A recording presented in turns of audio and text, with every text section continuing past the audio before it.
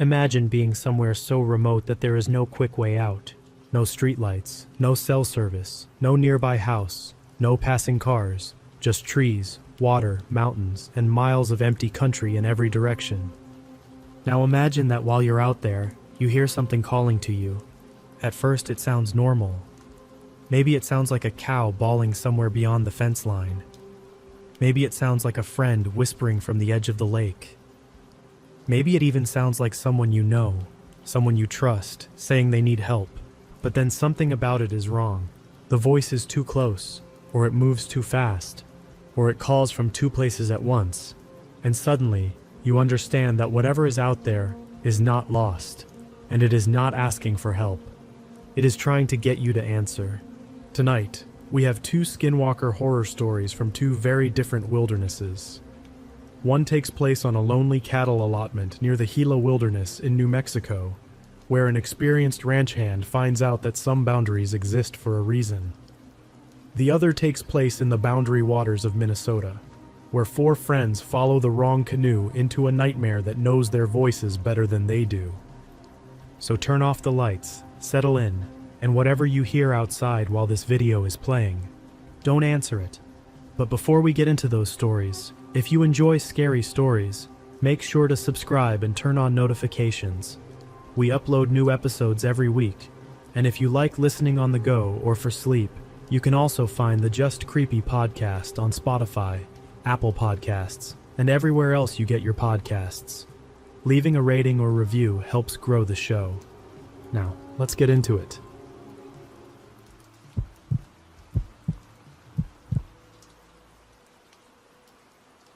I've worked cattle most of my life, and I'm not going to pretend I understand everything I've seen out there.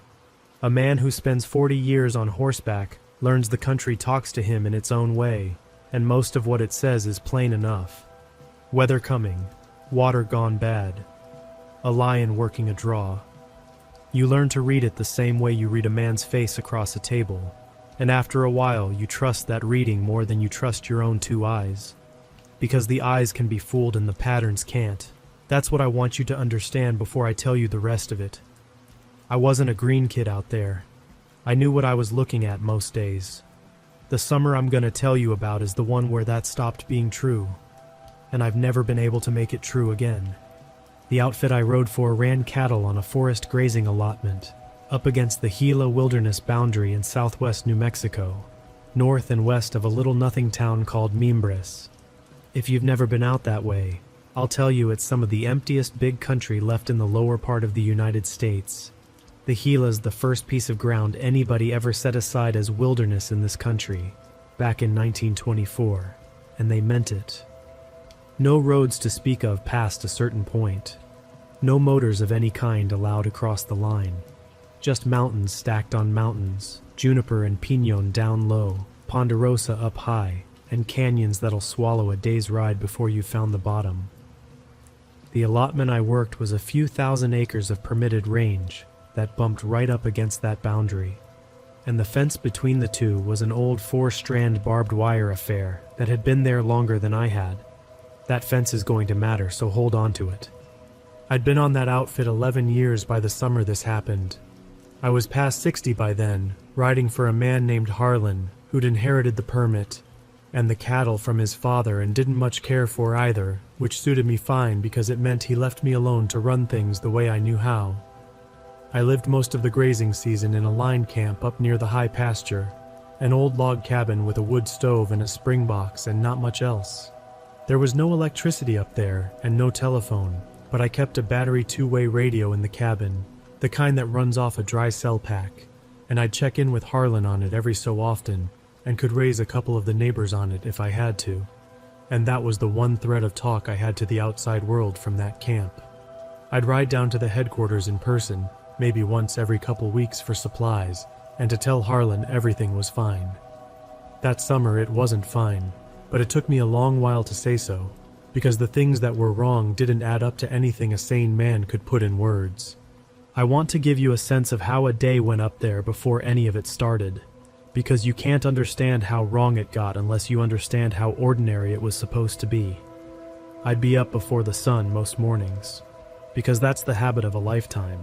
and there's no breaking it past a certain age. I'd build up the stove and put coffee on and stand in the door of that cabin with a cup of it and watch the light come into the meadow. And you could see the cattle from there, the near bunch of them down in the low end of the park where the grass was good and the spring ran. I'd watch them a while to see how they were laying and how they were grazing, because cattle tell you things in the morning if you watch them, and then I'd go catch up whichever horse I meant to ride that day. I kept 4 head of horses up at that camp, in a little trap behind the cabin, and I'd rotate through them so none of them got worn too hard, because there isn't a vehicle made that does you any good in that country, and a man on that allotment is only as good as the horses under him. I'd grain whichever one I'd caught, and saddle, and by full light I'd be horseback, and headed out to whatever the day called for, and the days called for plenty. A grazing allotment that size isn't a thing you just turn cattle loose on and forget. There's fence, miles and miles of it. The wilderness boundary on the high end, and the drift fences down low, and the cross fences between pastures, and all of it wood and wire, and all of it always going down somewhere, a post rotted off, or a wire broke, or a tree come down across a stretch in a wind, and a good part of any week was riding fence with a pair of pliers and a sack of staples on the saddle, finding the breaks and fixing them before the cattle found them first. There's water to see to, the springs and the dirt tanks, making sure they're running and clean, and that a cow hasn't bogged herself in the mud at the edge of one, and died there. There's the cattle themselves to keep account of, riding through the bunches and counting and looking them over, watching for one that's gone lame, or one that's pink-eyed up, or a cow that's slipped her calf, doctoring what needs doctoring out of the bag I carried behind the cantle. There's salt to pack out to the salt grounds. There's pasture to rotate them through so you don't graze any one piece down to dirt. It's a lot of work for one man, and I did it alone, and I liked it that way. The long, quiet days, horseback in big country, with nobody to answer to, and nothing to do but the work in front of me. I'd come in at dark, wore out in the good way a man gets wore out when he's done honest work, and I'd cook something on the stove and eat it and go to bed, and the next day I'd do it again. That was the life. I want you to have it clear in your head, the plainness of it, the ordinariness. Because the thing I'm going to tell you came into the middle of that ordinary life and unmade it a piece at a time, and the unmaking only means anything if you can first see how solid the thing was that got unmade. It started with a heifer in the middle of June. I found her on a Tuesday morning, I remember that much, because I'd been planning to ride the east fence that day, and I changed my plans when I came over a rise and saw the herd. They were bunched, now cattle bunch for reasons, and a man who knows them knows the reasons, and none of the good reasons were in play that morning. There was no storm, there wasn't a predator that I could see or smell, but there they were, 40-some head packed into a tight knot in the middle of an open park. Every one of them faced the same direction, looking off toward the timber on the wilderness side. Standing dead still. Not grazing, not chewing, just looking. I sat my horse and looked with them for a while and saw nothing in that timber at all. And after a few minutes I rode down toward them and they didn't break, which was the first wrong thing, because they always break and drift when you come at them. They held, like something was holding them. The heifer was on the far side of the bunch, down on her side, and I knew she was dead before I got to her because of how she was lying. What I couldn't figure out was how. There wasn't a mark on her that I could find at first. No blood. No torn out throat the way a lion leaves them. No belly opened up by coyotes. None of the mess you expect. She was just dead, lying there with her eyes open and her legs straight out, and the grass around her wasn't disturbed. No drag marks, no sign of a struggle. A cow that's been killed by something fights, and the ground shows it, and there was nothing. It was like she'd lain down to die in a place she'd picked. I rolled her part way over to check the downside, and that's where I found it. On the underside of her neck, up high near the jaw, there was a single wound, small, maybe the size of the end of my thumb, punched clean through the hide and into her. No tearing around it. One hole, made by something that went in straight and came out straight. I'd never seen a thing like it on a cow in all my years, and I stood there a long time with my hand on her trying to make it be something I recognized. I couldn't. The herd never broke the whole time I worked over that carcass. When I finally got back on my horse and rode the bunch, hazing them out of the park and up toward better grass, they moved slow and reluctant and kept turning their heads back to that line of timber, and it took me the better part of an hour to get them moving like normal cattle again. I told myself it was a freak thing. A heifer can die of 100 causes, and the wound could have been a stub she fell on, a sharp branch, anything. That's what I told myself. I rode back 2 days later and dragged the carcass off with a rope and burned what the coyotes had left, and I put it out of my mind as best I could. It wasn't a freak thing. I know that now. It was the first one. It was the thing telling me it had arrived, and I just didn't have the language yet to hear what it was saying. The next 2 weeks were quiet enough that I'd almost talked myself all the way out of it. The cattle grazed and watered and acted right. I rode my fences and fixed what needed fixing. The spring was running good, and the grass was coming on heavy after a wet May, and a man can convince himself of a lot of normal when the country's giving him normal back. Then I lost a steer, and the second one took the last of my comfort with it. I found him the same way. The herd bunched and facing off toward the wilderness side, holding even when I came at them. He was down at the edge of a stand of timber this time, not out in the open. And when I got to him, the wound was the same. One hole, high on the throat, punched clean. But this time, there was something else, and it's the something else that I think about on the nights I can't sleep. There were tracks. The ground near him was soft from a seep that ran through there, just mud really, and pressed into that mud all around the carcass were prints I couldn't make sense of. Some of them were like a big cat, a lion, four-toed and round, except too big and the wrong shape. And some of them, right alongside, weren't animal at all. They were like a man's bare foot, a long, narrow human foot pressed deep into the mud, with toes, except the toes were too long, and there were marks at the end of them that a man's toes don't make, and the two kinds of track ran together, mixed up, like whatever made the cat tracks and whatever made the man tracks had been standing in the same place at the same time. Or, and this is the thought I couldn't shake even then, like it was the same thing, and it had changed from one to the other right there in the mud. I'm not a superstitious man. I want to keep saying that because I know how this sounds. I went to a one-room school and I read the Farmer's Almanac, and I believe in weather and grass and the price of beef, and not much past that. But I crouched there in that mud with my fingers on those tracks, and the hair came up on my arms, and the back of my neck the way it does when a lion's watching you, that you can't see. And I had the certain animal knowledge that I was being watched right then. I stood up slow, and I looked at that timber, and I didn't see anything. And I got on my horse, and I rode out of there at a pace that wasn't dignified, and I'm not ashamed of it.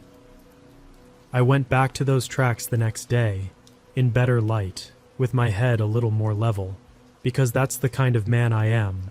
I don't like a thing I can't account for, and I'll worry at it. I spent the better part of a morning on that piece of mud. I followed the tracks both directions as far as I could carry them. Going one way, away from the carcass, they led up toward the wilderness fence, and they were the cat tracks doing it, the big round wrong ones, spaced out long the way a big animal moves when it's covering ground without hurry. Going the other way, toward the carcass and past it, they changed. I found the place where they changed. I want to tell you I found a clean spot where one kind of track stopped and the other started, where I could have said here's where the trick happened, but it wasn't clean like that. It was a churned up patch of ground, like something had stood there and turned and worked its feet. And on the near side of that patch it was cat coming in, and on the far side of it was the long man feet going out, and in the middle it was just torn mud with both kinds mixed through it, and there was no reading it. I knelt there a long while trying to make it be two animals, a lion and a man, that had happened to use the same ground, and I couldn't, because the timing was wrong. The man feet came down on top of the cat tracks in some places, and the cat tracks came down on top of the man feet in others, back and forth, like whatever it was had gone from the one to the other, and back more than once, right there, turning in place. I have tracked game and predators my whole life, and I know what the ground tells you, and the ground was telling me a thing I did not want to hear. I started keeping a closer count after that, and a written one, which I'd never bothered with before, because I'd always carried the herd in my head. I got a little notebook out of the supplies, the kind you'd keep a tally in, and I started writing down every animal I could put eyes on each day, and where, and what the herd was doing, and where I'd found them in the morning, versus where I'd left them at dark. I needed to see it written down to believe it, because the cattle were behaving in a way that a man can't quite credit while it's happening. And the notebook was the only thing that made it real, the same entry over and over in my own hand. Left them low park settled. Found them strung on the wilderness fence at dawn, ground cut to pieces between. Night after night. I'd read back over a week of those entries by lamplight in the cabin, and the writing made it worse, not better, because you can argue yourself out of one strange morning, but you can't argue with a week of them in a row in your own handwriting. That night, back at the line camp, I heard the first of what I'd come to hear a lot of that summer. I'd gone to bed early, worn down, and I came awake in the full dark with no idea what had woke me, the way you do. The cabin was dead quiet, and then out past the wall, out in the dark of the meadow, something made a sound. It was a cow. I'd swear to you on anything you put in front of me that it was one of my cows, a low bawling call, the sound a cow makes when she's lost her calf and is looking for it. Except I knew every animal on that allotment, and none of my cows had a calf at that time, and the sound was coming from up the slope, away from where I'd bedded the herd, up toward the wilderness fence. It would call and go quiet, and then call again from a slightly different spot, working back and forth along the slope. I lay there in the dark and listened to it, and my whole body knew that it wasn't a cow. A cow doesn't move that fast between calls. A cow doesn't go that quiet in between. It was something making the sound a cow makes, and doing it to see if I'd come out, and I did not come out. I lay there until it stopped, sometime in the small hours, and I didn't sleep again that night. The next morning I rode down to headquarters. I told myself it was for salt and a few groceries, but it was really because I wanted to be around another human being for a few hours. Harlan was there, and his nearest neighbor on that side of the country had come by, an old fellow named Benny Sosi, who ran a few horses and some sheep on his own ground a ways down the valley. Benny was Navajo, Dine, and he'd lived in that country his whole life, longer even than me, and he and I had always got along fine over the years, the way two old men who both know cattle and horses get along. We'd shared coffee 100 times. That morning I was glad to see him, and I sat down with the two of them, and we talked weather and grass for a while, and then Harlan asked me how things were up at the allotment, just making conversation, and I made the mistake of telling the truth. I told them about the heifer and the steer, the wounds. I didn't say much about the tracks, just that I'd seen sign I couldn't read, and I didn't say anything at all about the thing in the night, because I wasn't ready to say that part out loud yet. Harlan made the noises a man makes, lion probably, or somebody's dog gone wild, and he wasn't real interested, because Harlan was never real interested in anything to do with those cattle. But I'd been watching Benny while I talked, and Benny had gone still. He'd set his coffee down, and when I mentioned about where it was happening, up against the wilderness fence on the high end of the allotment, and described the spot, Benny stood up. He didn't make a scene. He just said he had to get back to his place, that he'd been gone too long already, and he shook Harlan's hand, and he looked at me for a second, a long second, with something in his face I'd never seen there before. Then he left. I didn't think much of it right then, but I noticed that he didn't say the easy things a man says on his way out, the see you around and take care kind of things. He just looked at me and went. And here's the part I want you to hold on to. Benny Sosi had been stopping by Harlan's place, and stopping by my camp when he was up that way, for as long as I'd ridden for that outfit. After that morning, he stopped. He didn't come around once for the rest of that summer, not once.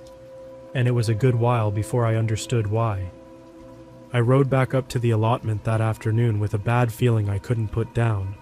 And the bad feeling was right, because that was the week it stopped killing cattle every so often and started working on me. The bawling came most nights now. Sometimes it was the cow sound, the lost calf bawl, working the slope above the camp. Sometimes it was other things. One night it was a calf, a young calf crying, which we didn't have, and it cried right up close to the cabin, just outside the window where the firewood was stacked, close enough that if it had been a real calf, I could have reached out and touched it. I lay in my bunk with my rifle across my chest, and I listened to that calf cry not 8 feet from my head, and I did not get up, and I did not open the door, because by then I had learned. Another night, it was coyotes, a whole pack of them yipping and singing the way they do, except it went on too long and too steady, and it never moved the way a real pack moves. And underneath the coyote sound, there was something else, a kind of low note that doesn't belong in a coyote, and I lay and listened to that too. The thing had 100 voices. That's the part that I think finally broke something loose in me, the understanding that it could be anything it wanted to be, that it had been listening to that country its whole long life, and it had every sound in it memorized, and it could put any one of them on like a man putting on a coat. I learned the rhythm of those nights whether I wanted to or not. It would start after full dark, never before, and never with the worst sound first. It would start far off, up the slope, with something ordinary, the cow bawl usually, and it would work that one sound for a while, moving along the slope. And a man lying in the dark listening could almost talk himself into believing it really was a cow. That's how good it was, the first hour of it. And then it would come closer, and the sounds would start to change, and the closer it came, the less the sounds belonged. By the deep middle of the night, it would be near the cabin, and it would be running through things that had no business in that country at all. And the worst of it was never loud. The worst of it was always quiet, close, just past the wall, a small sound made right up against the logs where I was lying on the other side, like it knew exactly where my head was, and was putting the sound there on purpose. I started sleeping with the lamp lit. I started sleeping with the rifle in the bed. I started some nights not sleeping at all, just sitting up against the back wall with the lamp and the gun watching that door. And the thing seemed to know which nights those were, because the nights I sat up watching were the nights it worked the hardest, came the closest, ran through the most of its catalog, like it could feel me awake in there and was working on me, and the nights I finally gave out and slept were quieter, like it was content to let me sleep because a man who sleeps will sleep again, and deeper, and someday all the way through, and it could wait for that night the way it had waited for everything else. The cattle were coming apart. I'd ride out in the mornings and find the herd bunched and facing the timber more days than not now, and it was getting harder and harder to settle them and move them. They were going off their feed. A cow that won't graze loses condition fast, and my cattle were starting to show ribs in the middle of the best grass year we'd had in a decade, because they were spending their days standing in a knot staring at the wilderness side, and their nights doing God knows what. Because I'd find them in the mornings, in places I hadn't left them, packed up against fence corners, or jammed into the bottoms of draws, like they'd spent the dark hours running from one end of the allotment to the other. I lost a third animal in the second week of July, a good cow this time, and the wound was the same, the single clean hole high on the throat, and the tracks were the same, the big wrong cat prints, and the long human feet mixed together in the dirt by the carcass. And this time there was one more thing, the gate. There was a wire gate in the wilderness fence on the high end of the allotment, a gate I kept shut and tied, because there wasn't any reason to have it open, and every reason to keep my cattle on my side of the line. It was the kind of gate that's just a section of the fence you can take down, 4 wires stretched on a loose post that you lever into a wire loop top and bottom to hold it shut. I'd tied the top loop with a piece of baling wire on top of the loop because the wire had gone slack over the years, and I didn't trust the loop alone. That morning, when I came up on the dead cow, the gate was open. Standing wide open, the loose post laid back on the ground and the wires slack, and my baling wire wasn't broke. It was untwisted. Somebody, or something, had untwisted the baling wire I'd wrapped, the same way I'd have done it myself with 2 hands and time, and laid the gate open, and the cow had died 10 feet from that open gate on my side of it. I want to tell you what that did to me, standing there looking at that gate. A lion doesn't open a gate. A bear doesn't open a gate, not by untwisting wire.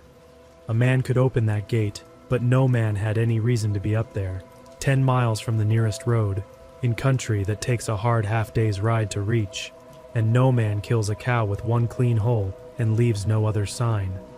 I stood there and I made myself say it, finally, out loud, alone up there with the dead cow and the open gate. I said the word I'd been keeping away from for a month. I'd heard it over the years, the way anybody who works that country hears it, mostly from people half joking, and once or twice from people who weren't joking at all. Skinwalker. The Dine have a name for it that they don't like to say, and a lot of them won't talk about it at all. And the white man word for it, the word that's gotten into all the stories, is Skinwalker. A thing that was a person, or had been, that can wear the shape of an animal, that can throw its voice, that knows the country, and works it. I'd always thought of that as a story to scare children with. Standing at that gate, I didn't think it was a story anymore. I thought it was the only thing that fit, and I thought it had figured out the gate, and I thought it was working its way in toward me a little at a time, and I was right on all 3 counts. I closed the gate. I twisted the wire back. I rode the herd off that high pasture entirely, pushed them down to the lower country near my camp where the fence ran along a county road, and there was at least the idea of other people somewhere out past the trees. And for a few days I thought maybe I'd done something. Maybe putting distance between the herd and that boundary had bought me some peace. It hadn't. It had just told the thing that I'd learned the gate, and so it learned something new. It started coming into the camp meadow at night. The first night I knew it was close. I didn't hear a cow or a calf or a coyote. I heard my own name. I came awake in the dark, and there was a voice out past the cabin wall, low, calling my name the way Harlan calls it when he rides up, the way a man calls another man he knows. It said my name, and then it said something about the truck, that the truck was stuck, that I needed to come give him a hand, and the voice was Harlan's voice, near enough that if I'd been half asleep and not paying attention, I might have believed it. But Harlan was 40 miles away, and Harlan's truck couldn't get within 10 miles of my camp because there wasn't a road, and Harlan would no more ride up to my camp in the dead middle of the night than he'd fly. And I lay there in the black with that thing wearing my boss's voice calling me to come outside, and I understood exactly what it was doing. It wanted me out the door. Everything it had done for a month, the cattle, the wounds, the voices working closer and closer in the dark, all of it had been working toward getting me to open that door and walk out into the meadow in the dark. And it had run through the whole catalog of sounds the country had, and now it had landed on the one that might actually work. The voice of somebody I knew, somebody I'd come out for.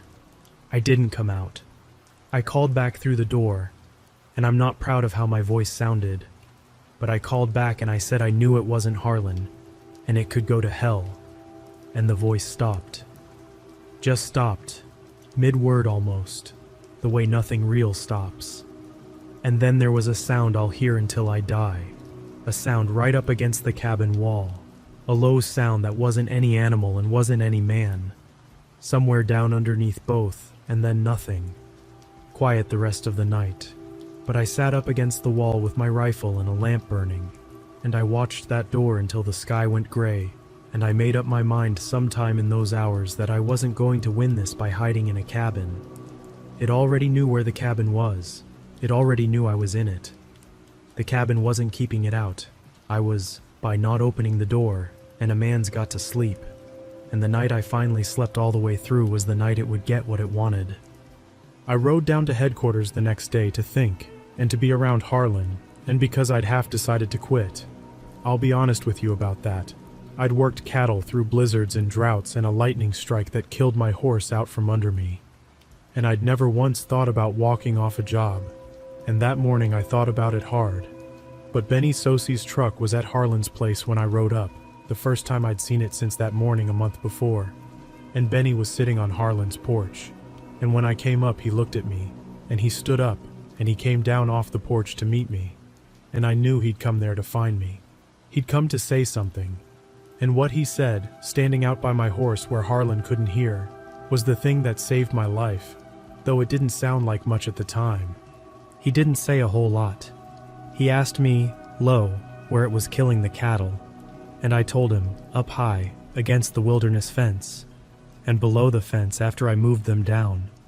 And he nodded like that confirmed something he already feared, and he said a few things that I'm not going to repeat all of, because some of it was his and not mine to give away, and because some of it I promised him I'd keep. But the part that matters, the part he wanted me to have, was about the line. He told me that thing belonged to the country on the far side of that wilderness fence, that it was tied to that ground the way the water was tied to the springs, that it ranged and it hunted, and it was clever past anything I'd dealt with, but that it was held somehow to its own country, and that the old boundary, the fence, the line my cattle's allotment butted up against, that line meant something to it that it didn't to me. He said the thing had been crossing because I'd left the way open. The gate, the slack wire.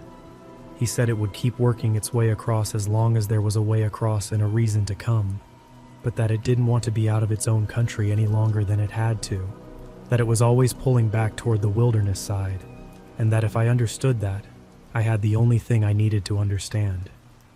I want to be careful how I tell the rest, because the rest is what I actually did, and I've turned it over in my mind 10,000 times since, and I still believe it was the only thing that could have worked. I rode back up to the allotment that evening with a different idea in my head than the one I'd come down with. I wasn't going to quit, and I wasn't going to sit in that cabin one more night waiting for it to find the voice I'd opened the door for. I was going to give it what it wanted, which was for me to come out, and I was going to do it on my terms and at the time of my choosing, and I was going to use the one thing Benny had told me, that the thing itself couldn't change. It was held to its own country. It wanted always to pull back across that line. So I was going to put the whole herd across the line for it and let it have the wilderness side and take the allotment back. I know that sounds backward. Let me lay it out the way I worked it out. The thing was killing my cattle and working on me, drawing closer every night. And the cattle were going to be dead by fall the way things were going, every one of them either killed outright or run to bone. I couldn't fight it because I couldn't even see it. And what I could see, the cat tracks and the man tracks and the open gate, told me it was smarter and faster than anything I could lay a sight on.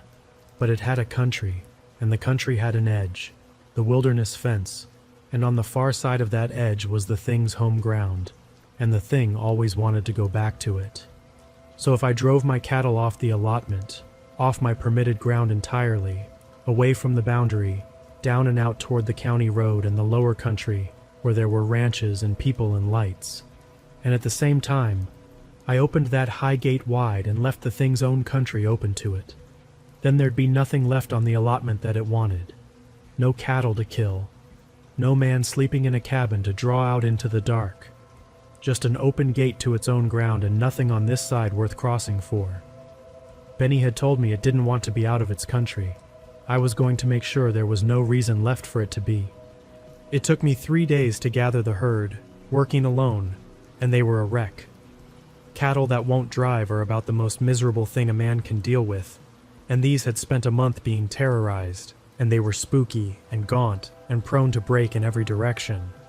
And I had 2 good horses, and I wore both of them down, and most of myself with them. The first day, I didn't gather much of anything. I just located them, because they'd scattered themselves all over that allotment in their nightly running, and they were holed up in 1s and 2s and little bunches in every draw and timber pocket on the place.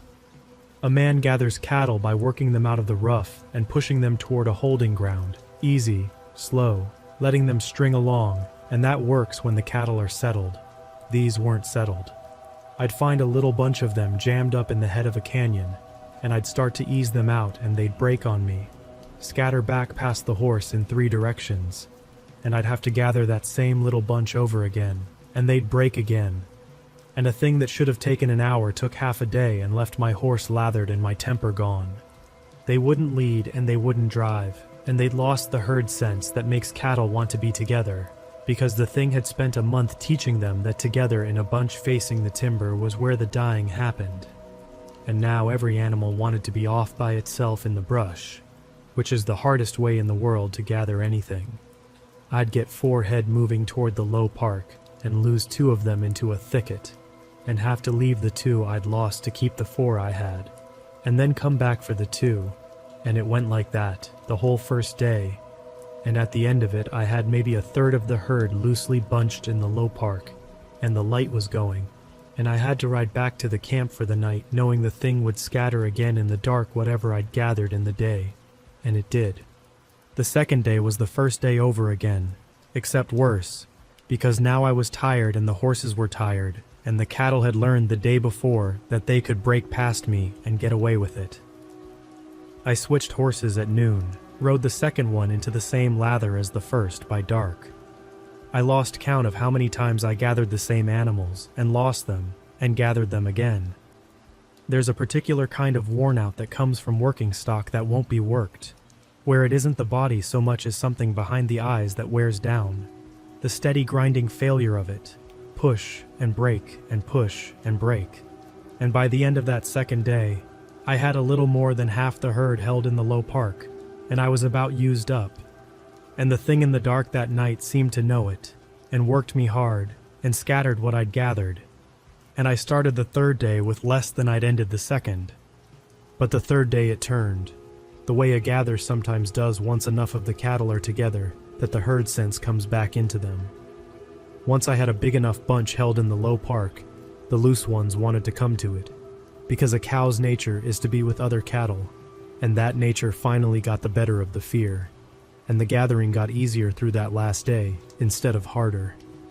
By the middle of the afternoon, I was bringing in the last stragglers to a herd that was holding itself together, and by evening I had them, all of them I could account for, bunched down in the lower park near the road, and I held them there overnight. And that last night was the worst of all of them, because the thing knew. I'd swear it knew. It came in close that night, closer than it ever had, working the dark all around the bedded herd, and it ran the whole catalog. It bawled like a lost cow. It cried like a calf. It called my name in Harlan's voice and then in Benny's voice, which it had never done before, which meant it had been close enough to us at Harlan's place to learn Benny's voice in one afternoon, and that turned my stomach worse than anything. It even, once, late, made a sound like a woman. And I'd lost my wife 8 years before that summer, and I won't tell you what that did to me to hear, out there in the dark, a sound like her. And I'll only tell you that I bit down, and I held the herd, and I did not answer, and I did not move toward it. The cattle were near to stampeding all night, and I rode that bunch in the dark till my horse was staggering, keeping them together, and the thing worked us the whole night long, and somewhere toward morning I understood that it had stopped trying to draw me out, and started just trying to scatter the herd, because it knew, it had figured out what I meant to do, and it was trying to bust the cattle loose and keep them on the allotment because the cattle were the only reason left for it to have a hold on me. I held them.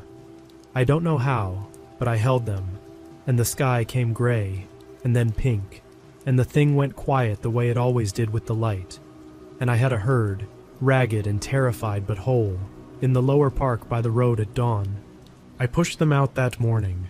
The lower park where I'd gathered them was already a few miles down off the high country from the wilderness fence, and from there I drove the whole bunch off the allotment entirely, down the county road to a neighbor's holding pasture I'd raised him about on the radio, 10 miles of road with the cattle strung out and stumbling, and me and my last fresh horse working the drag, and it was the longest 10 miles of my life, and the easiest, because every step took them farther from that wilderness boundary, and I could feel the country letting go of them as we went, or maybe just feel myself letting go. By noon they were behind a good fence on the neighbor's place, with the neighbor's hand watching them, a good 15 miles of country between them and the wilderness line all told, and a world away. And then I did the second half, which I'd thought about the whole drive down, and which I did alone, and which I'll tell you took more nerve than anything else in my life. I rode back up, alone. All the way back up to the high end of the empty allotment, to the wilderness gate, in the afternoon while there was still good light, and I opened that gate wide. I untwisted my own wire and I laid the loose post back, and I stretched the 4 wires down, and I left the way to its own country standing open, the way it had wanted it open all along. I gave it back its boundary, open, and then, and this is the part I did that Benny hadn't told me to do, that was mine. I rode the whole length of that high fence, and I opened every other gate and gap I could reach, and where the fence was good and tight, I cut it. Now a man doesn't just walk up and snip a 4-strand fence that's stretched tight, not unless he wants a strand of barbed wire to come back across his face and take an eye out, or whip up under his horse and cut the animal to ribbons, because there's a lot of pull in a tight fence, and it comes loose all at once, and mean. So I killed the tension first the way you're supposed to, pulled the staples loose for a few posts on either side with the claw of the pliers, so the wire went slack along that stretch, and stood off to the side of it, and let what tension was left out of it easy before I ever made a cut. Then I cut my own employer's wilderness boundary fence in 3 places along that high stretch, careful and slack and from the side, so that the line wasn't a barrier at all anymore on the allotment side, so that the thing's own country wasn't fenced off from the empty ground, where there was nothing left to kill. I made the whole edge open. I gave it everything on its side, and I took everything off of mine, the cattle, the man, all of it, and I left that allotment as empty of anything it could want as I could make it, with its own wild country standing wide open to it the whole length of the line. Then I rode out. I didn't spend another night in that camp. I rode down in the last of the light and the first of the dark, down off that allotment for the last time, and I'll tell you the truth, the thing followed me part way. I heard it, working the timber off to the side of the trail as I rode down, keeping pace, the way it had kept pace with the herd. It bawled once, far off. It called my name once, Harlan's voice, fainter. And then, somewhere down low, as the trail came off the high country and the lights of the valley showed away out ahead, it quit. It just quit and fell back. And I rode the last of the way down through a quiet I hadn't known in a month. And I understood, the way I'd understood the wrong things all summer, that it had turned back, that it had reached the edge of what it would do, the edge of its own country pulling at it, and with nothing left on the allotment to hold it, and its own ground standing open behind it, it had let me go and gone home. I never grazed that high section again. Harlan asked me about the cut fence, and I told him I'd cut it, and I told him why, the whole of it. And Harlan looked at me the way you'd look at a man you'd known a long time who'd just told you something that made you wonder if you'd ever known him at all. And then he didn't say anything more about it. And I think that's because some part of Harlan, who'd grown up in that country whatever he pretended, knew enough not to push. We pulled the permit on the high end, ran cattle only on the lower allotment after that, miles back from the wilderness line, and we put up a new fence well down from the old boundary, and I never once, in the years I had left on that outfit, took a single head up against that line again. The cattle did fine on the lower ground. We never lost another one to a clean hole in the throat. And I never again heard a cow bawl in the night that turned out not to be a cow. Benny Tsosi started coming around again, after, not right away. But sometime that fall, his truck showed up at Harlan's place again, and he sat on the porch and drank coffee the way he always had. And the day I saw him there, I went and sat down by him, and neither one of us said much. And after a while he asked me, low, if I'd left it open, the line. I said I had. I said I'd opened every gate and cut the fence in 3 places and given it the whole far side. And Benny nodded, slow, and he looked off toward the mountains, and he said one thing, and then we never spoke of it again, not once, in the years we both had left.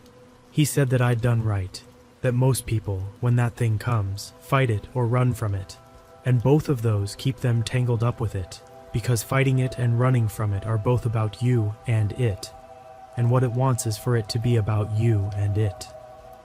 He said the only way clear was to make it not about you at all, to take yourself and everything you cared about clean out of it, and give the thing its own country back, and leave it nothing of yours to want. He said I was one of the few he'd ever known who'd worked that out in time. And then he drank his coffee, and we talked about the price of hay, and that was the end of it. That was a long time ago now. I'm an old man, older than Benny was that summer, and Benny's gone, and Harlan's gone, and the outfit's been sold twice over, and I don't know who runs cattle on that lower allotment now, or whether they know to stay down off the line. I've never told this to many people because most people, when you tell them, get a look, and I understand the look, because I'd have had it myself before that summer. But I'll tell you what I know, for whatever it's worth to you, and then I'm done. There is a country up against the Gila wilderness boundary where something lives that I don't have a name for, except the name that's gotten into all the stories, the Skinwalker, and that name is probably wrong, and probably an insult to people who know better than I do what it really is. I don't claim to understand it. I only met it the one summer, and I only got clear of it the one way, and I've spent the rest of my life grateful that an old man named Benny Sosi cared enough to come find me at a porch on a summer morning and tell me the one thing that thing couldn't change about itself. It belongs to its own country. It always wants to go home. And if you ever find yourself across the line from a thing like that, the only thing I know to tell you is don't fight it and don't run. Just give it back its ground. Take everything of yours away and leave it nothing of yours to come for. That's all I've got. That's the whole of it. I haven't been up that high since, and I never will be again, and I sleep fine these days, and when I hear a cow bawl in the night now, I know it's a cow, and you've no idea, you can't have any idea, what a mercy that is.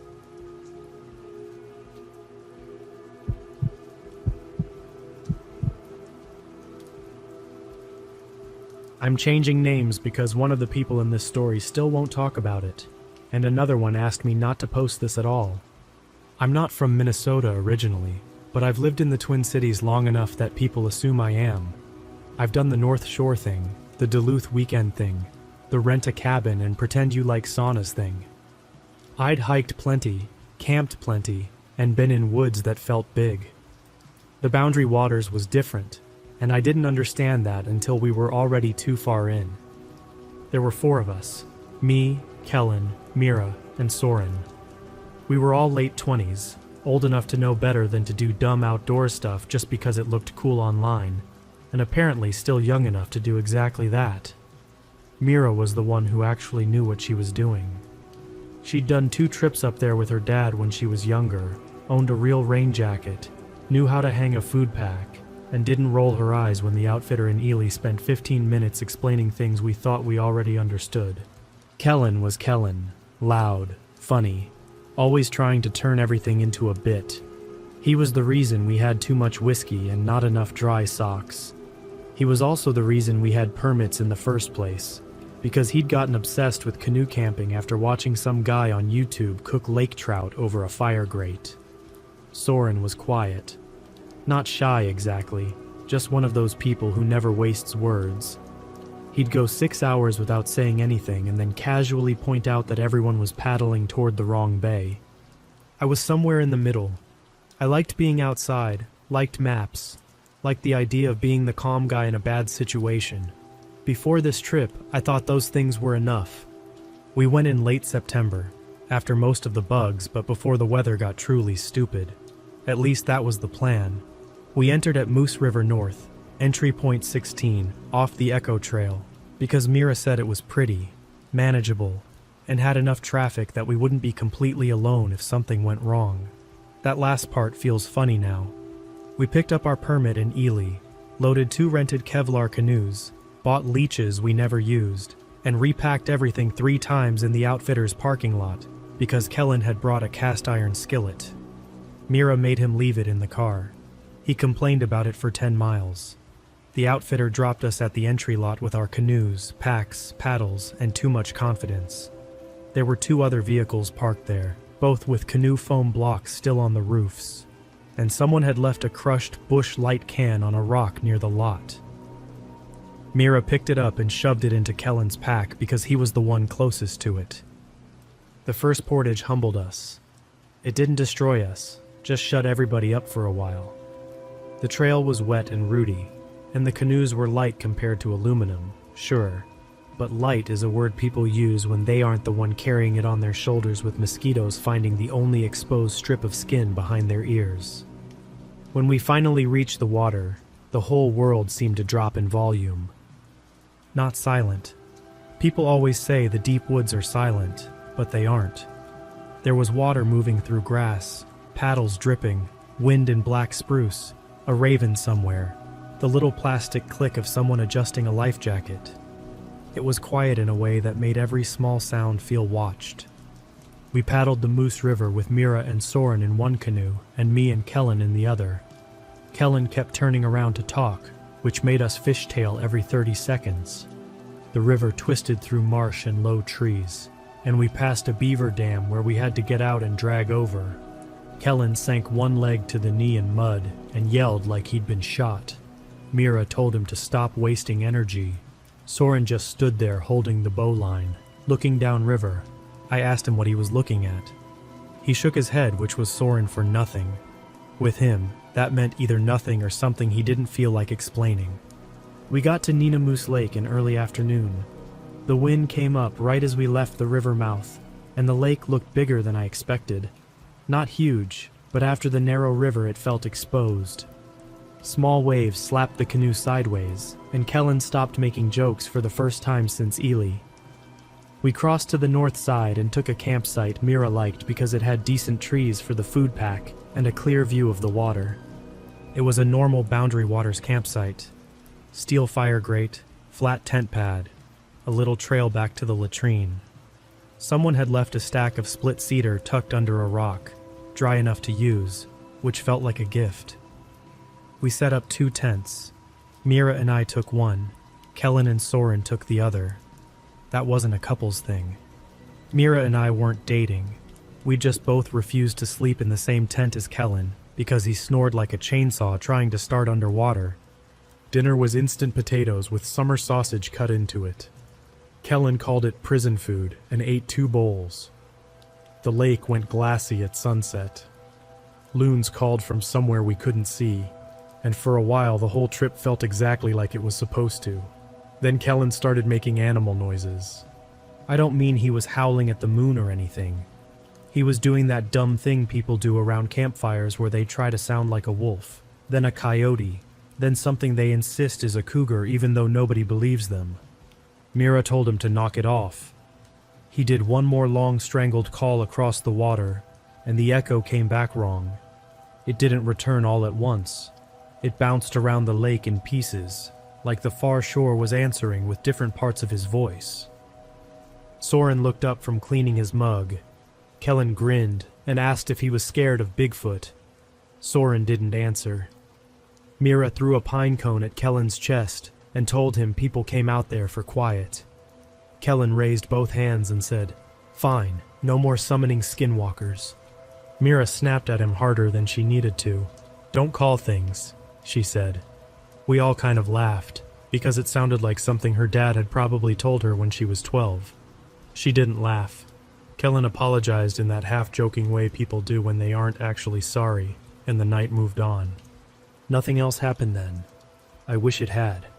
I wish something had walked right into camp, something obvious with glowing eyes and antlers and hands. Then we would have left the next morning. We would have known what kind of story we were in. Instead, it started small. I woke up around 2 in the morning because I had to piss. I lay there for a minute trying to convince myself I didn't. Mira was asleep on the other side of the tent, breathing quietly, and rain ticked on the fly, not heavy, just enough to make me hate the idea of leaving my sleeping bag. Then I heard a paddle knock against the side of a canoe. It was faint but clear, wood or plastic on Kevlar, a hollow little tap.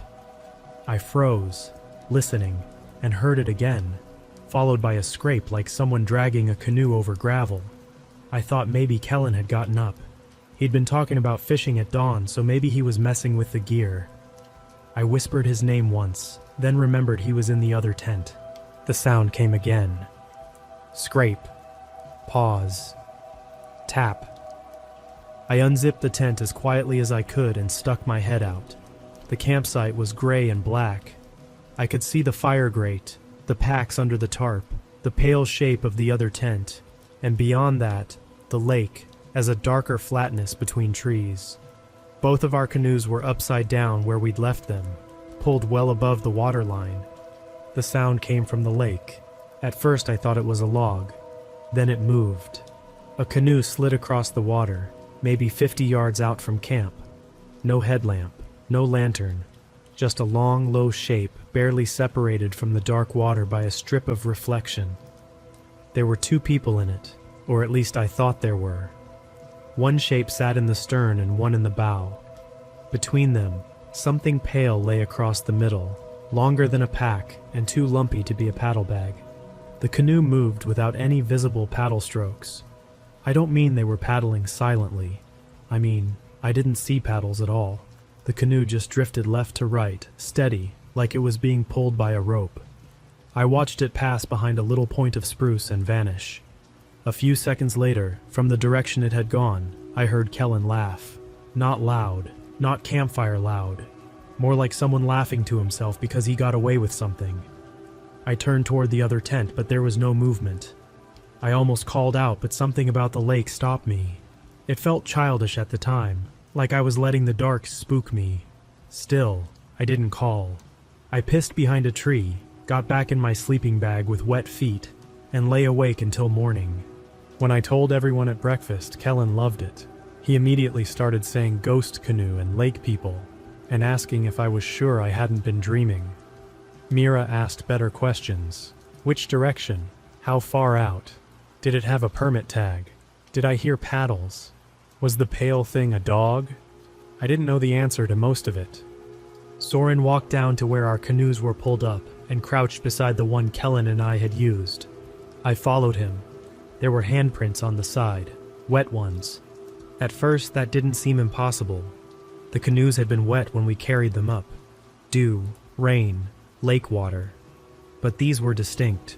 4 fingers and a thumb on the side near the stern, angled like someone had gripped it from underneath. Then I saw another set on the inside lip. Mira came over and touched one. Her face changed. The fingers were too long. Not horror movie long, not claws. Just long enough that once you saw it, you couldn't unsee it. The fingertips reached farther than they should have, and the thumb was set low, almost wrong. Kellen tried to put his hand over it.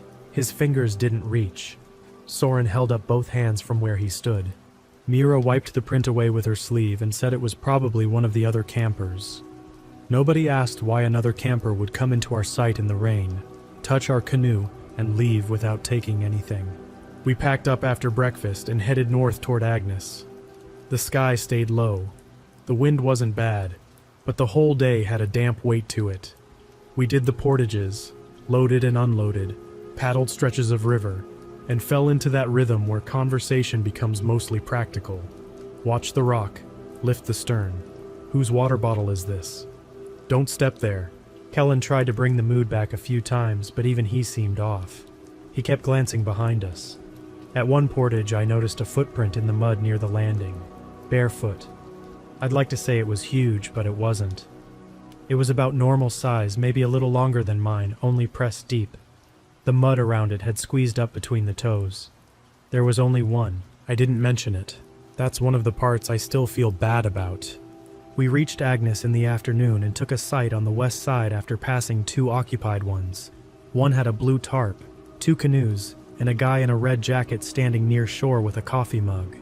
He raised the mug as we paddled by, and Kellen raised his paddle back. The next site looked empty from the water, so we landed, but there was a smell near the grate. Not rot exactly, not outhouse. It smelled like wet dog and old fish. Mira found a pile of gray hair stuck in the fire grate, like someone had burned fur and not finished. We got back in the canoes. Kellen said it was probably from somebody cleaning a rabbit. Mira asked who hunts rabbits from a canoe in the boundary waters. He said he didn't know, maybe Canadians. We paddled to the next site and stayed there. That night, we kept things quiet. No animal noises, no ghost canoe jokes. Kellen still drank some whiskey, but not enough to get loud. The temperature dropped fast after dark. We ate noodles, hung the food pack, and sat around the fire until the wood burned low. Across the lake, we saw a light blink once, then again. Headlamp, probably. Someone moving around camp. It was far enough that you couldn't place the shoreline exactly.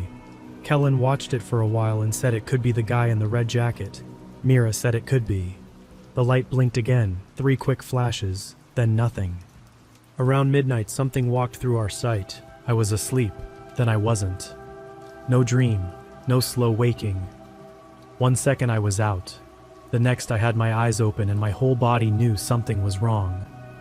Footsteps moved past the tent, soft and careful on pine needles. They weren't big crashing animal steps. They were human steps. That was worse. Mira was awake too. I could hear it in how she held her breath. The steps stopped between our tent and the water. Then Kellen whispered from outside, "Guys?" Mira's hand found my wrist in the dark and squeezed hard enough to hurt. Kellen whispered again, closer to the lake, telling us to come look at something. I didn't move. From the other tent, Kellen snored. It wasn't his usual full snore. It was softer, but it was him. I knew because he made this weird catch in his throat every few breaths, like a little hiccup. The voice outside sounded like Kellen, but Kellen was asleep 10 feet away. Mira put her mouth next to my ear and barely breathed. "Don't answer." I couldn't have answered anyway. The shape outside our tent shifted. I could see a shadow pass across the gray sidewall, darker than the dark around it. It bent down, or leaned in. The voice changed. It was still Kellen, but quieter, more careful. "Your canoe's gone." In the other tent, Kellen snored again. The thing outside waited. I could hear rain ticking on the leaves, water on rocks, and my own heartbeat in my ears so hard it made me dizzy. Then the footsteps moved away from the tent, down to the landing. There was a scrape, then a tap. A canoe being pulled over stone. I almost got up then. Fear does stupid things to your priorities. Part of my brain went, "We need those canoes. We can't leave without them." Mira held my wrist like she knew exactly what I was thinking. The scraping stopped. From the water, Kellen's voice whispered, "Okay, stay there." Then something laughed. Not like Kellen this time. More like someone trying to remember how laughing worked. In the morning, both canoes were still there. One was upside down exactly where we'd left it. The other had been turned right side up and dragged so that the bow pointed straight at the lake. Inside it, lined neatly along the bottom, were 4 smooth stones. The stones were wet, not from rain. The canoe had been under trees. Everything else had a fine mist on it, but those stones shone like they'd just been taken from underwater. Kellen didn't make jokes. He listened while Mira and I told him what happened. Soren stood off to the side, looking out at the lake. When I got to the part about hearing Kellen snore in the tent while Kellen's voice was outside, Kellen went pale in a way I'd never seen. He looked offended almost, like the woods had done something personal. He said he didn't get up. He said he didn't say anything. Soren finally asked if the voice had come from by the water. Mira nodded. Soren looked at Kellen and told him not to talk near the water that day. Kellen asked what that meant. Soren just repeated it. That should have sounded ridiculous. It didn't. We should have left then. I know that. Anyone reading this is probably already mad at us. I get it. I'm mad at us too. But leaving didn't feel simple. We were 2 days in, had a route planned, and Mira thought pushing back south against wind might be worse than continuing toward Oyster and looping around like planned. Also, nothing had actually hurt us.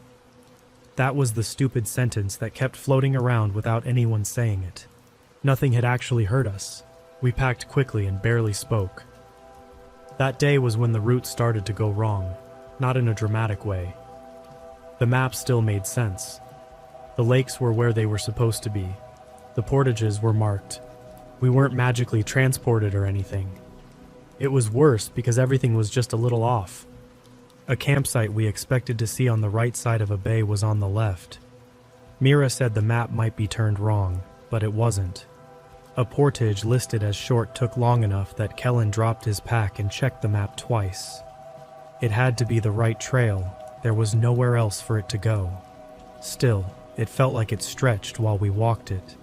Same rocks, same roots, same muddy dip, then a bend where there hadn't been one before. Soren didn't talk. At the Oyster River, we had to get out twice for beaver dams. The second one had fresh mud smeared high on the sticks, almost chest level. Kellen started to say something, saw Soren looking at him, and shut his mouth. We reached Oyster Lake tired and irritable. The first campsite we tried was taken, or at least it looked taken. There was a canoe pulled up on shore. Old aluminum, dull silver, dented along one side. That alone was weird because most people out there had Kevlar or Royalex rentals, but not impossible. A lot of old aluminum canoes are still around. There were no people though. No tent, no tarp, no smoke from the grate. Just the canoe at the landing, wet inside, with no paddles visible. We stayed out in the water and looked. Mira called hello before any of us could stop her. Soren snapped his head toward her. She realized it at the same time we did. The word crossed the lake and came back thin. Hello, hello, hello. From the trees above the campsite, something answered in Mira's voice. Hello? Kellen whispered. Nope. We paddled away fast. Not sprinting, not splashing, because nobody wanted to make noise, but hard enough that my shoulders burned. I looked back once. The aluminum canoe was still there. Then I blinked, and it was turned slightly, Bo following us. I told myself wind. The next campsite was open and high up on a rock. We took it because we were tired, and because the landing was too steep for anything to sneak up from the water without making noise. That was our logic anyway. We set the tents farther back than normal. Mira insisted on keeping the canoes pulled up into camp, not just above the water line. Kellen and I carried one canoe almost to the fire grate before Soren stopped us, and silently pointed to a spot between two trees. We ate early. Nobody wanted a fire, but Mira said a cold, dark camp would feel worse. She was right. We made a small one. Kellen sat with his back against a pine and kept rubbing his hands over his face. Eventually, quietly, he said he shouldn't have said Skinwalker. Mira didn't look at him. She said that wasn't even the right place. He said he knew. She said that wasn't what this was. He said he knew. But none of us knew what this was, and that word stayed in the air anyway. After dinner, I walked back to the latrine trail with my headlamp. I didn't want to go alone, but I didn't want to ask anyone to come with me either. Pride is dumb, but it's also stubborn. The latrine was where it should have been. A box in the woods, damp leaves, old toilet paper people had failed to bury or pack out, the smell you expect. I finished fast and turned to go back. My headlamp caught something tied to a branch, a strip of red cloth. I thought it was flagging tape at first, but when I got close, I saw it was part of a bandana. Kellen wore a red bandana around his neck when he portaged so the canoe yoke wouldn't rub. He'd had it that morning. I'd watched him wring sweat out of it. This strip was wet. I didn't touch it. Back at camp, Kellen had the bandana around his neck, not torn, whole. I stood there staring at him longer than I should have. He asked what my problem was, and I told them. Mira wanted to see it. Soren shook his head once and said no. We didn't go back. That night, we made rules. No one went anywhere alone. No one answered a voice unless they could see the person's face and hands. No one talked near the water unless absolutely necessary. No one followed lights. No one followed canoes. If something called from the woods, we stayed put. If something called from the water, we stayed put. If one of us got separated, we met at the last confirmed portage landing, not wherever the voice said to go. We were scared, but making rules helped. It turned panic into a checklist. Around 3 a.m, the aluminum canoe came back. I didn't see it arrive. I woke because Soren was outside the tents making a sound like shh through his teeth. I unzipped slowly. Mira was already awake behind me. Soren stood near the fire grate in his base layer, holding a paddle like a spear. Below our campsite, on the black water, the aluminum canoe floated just offshore. This time it was close enough to see better. Nobody sat in it. That was somehow worse than seeing figures. It rocked gently even though the water was still. Something pale lay across the middle again, under the thwarts. It looked like a deer hide at first. Then it shifted.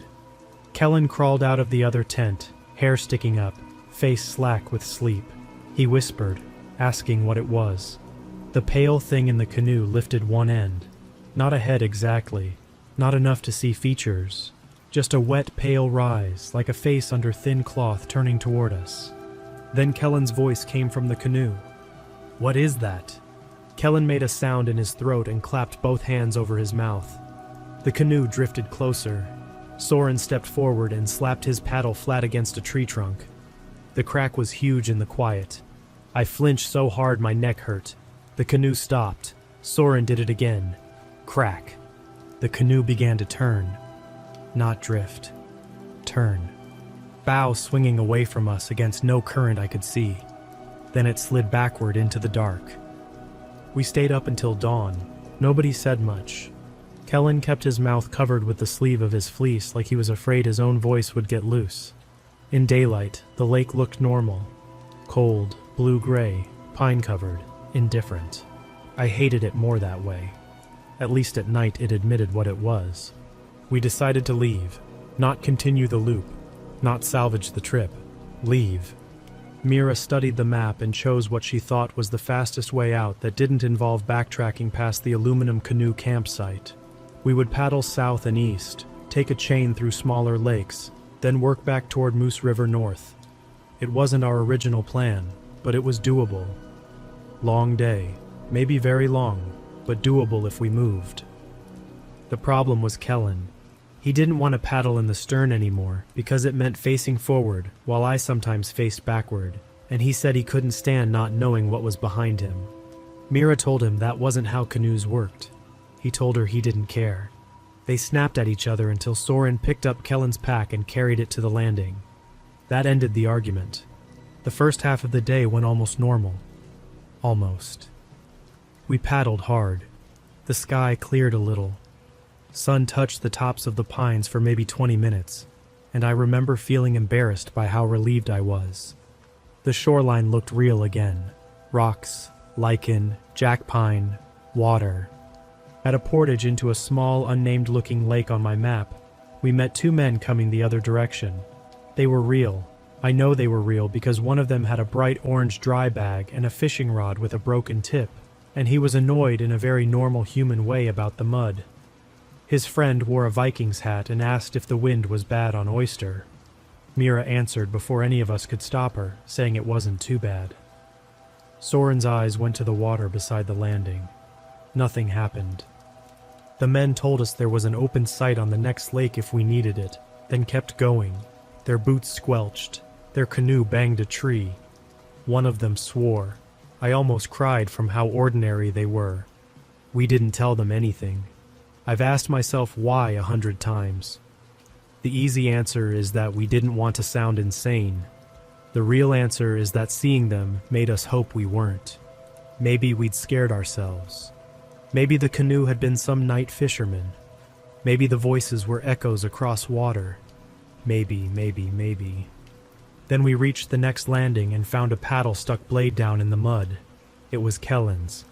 Same black shaft. Same yellow tape around the grip because he'd complained about blisters. He was holding his actual paddle at that exact moment. We all looked at the paddle in the mud, then at the paddle in Kellen's hands. On the yellow tape, someone had written Kellen in black marker. He'd done that himself before the trip. All our rental paddles had names on tape because the outfitter told us groups mixed them up constantly. Mira stepped closer, and Soren grabbed the back of her life jacket and pulled her away. The paddle trembled once, then it sank straight down. Not fell, not tipped, sank. The grip disappeared into mud. The shaft followed. In 3 seconds, the whole thing was gone, like something underneath had pulled it. Kellen backed away from the landing and vomited into the leaves. After that, none of us pretended. We moved faster, but not smarter. Fear made us sloppy. We banged the canoes on rocks. We left one of the sponge bailers at a landing. I spilled half a bag of trail mix trying to eat while walking. Mira twisted her ankle on a root and kept going without saying anything until I noticed her limping. Soren navigated. Not officially. It just happened. Mira still had the map, but Soren started pointing before she asked. Left bay, second landing, stay close to shore, wait. He wasn't bossy. He barely spoke. He just became the only person who seemed able to feel the shape of the place without letting it get into his head.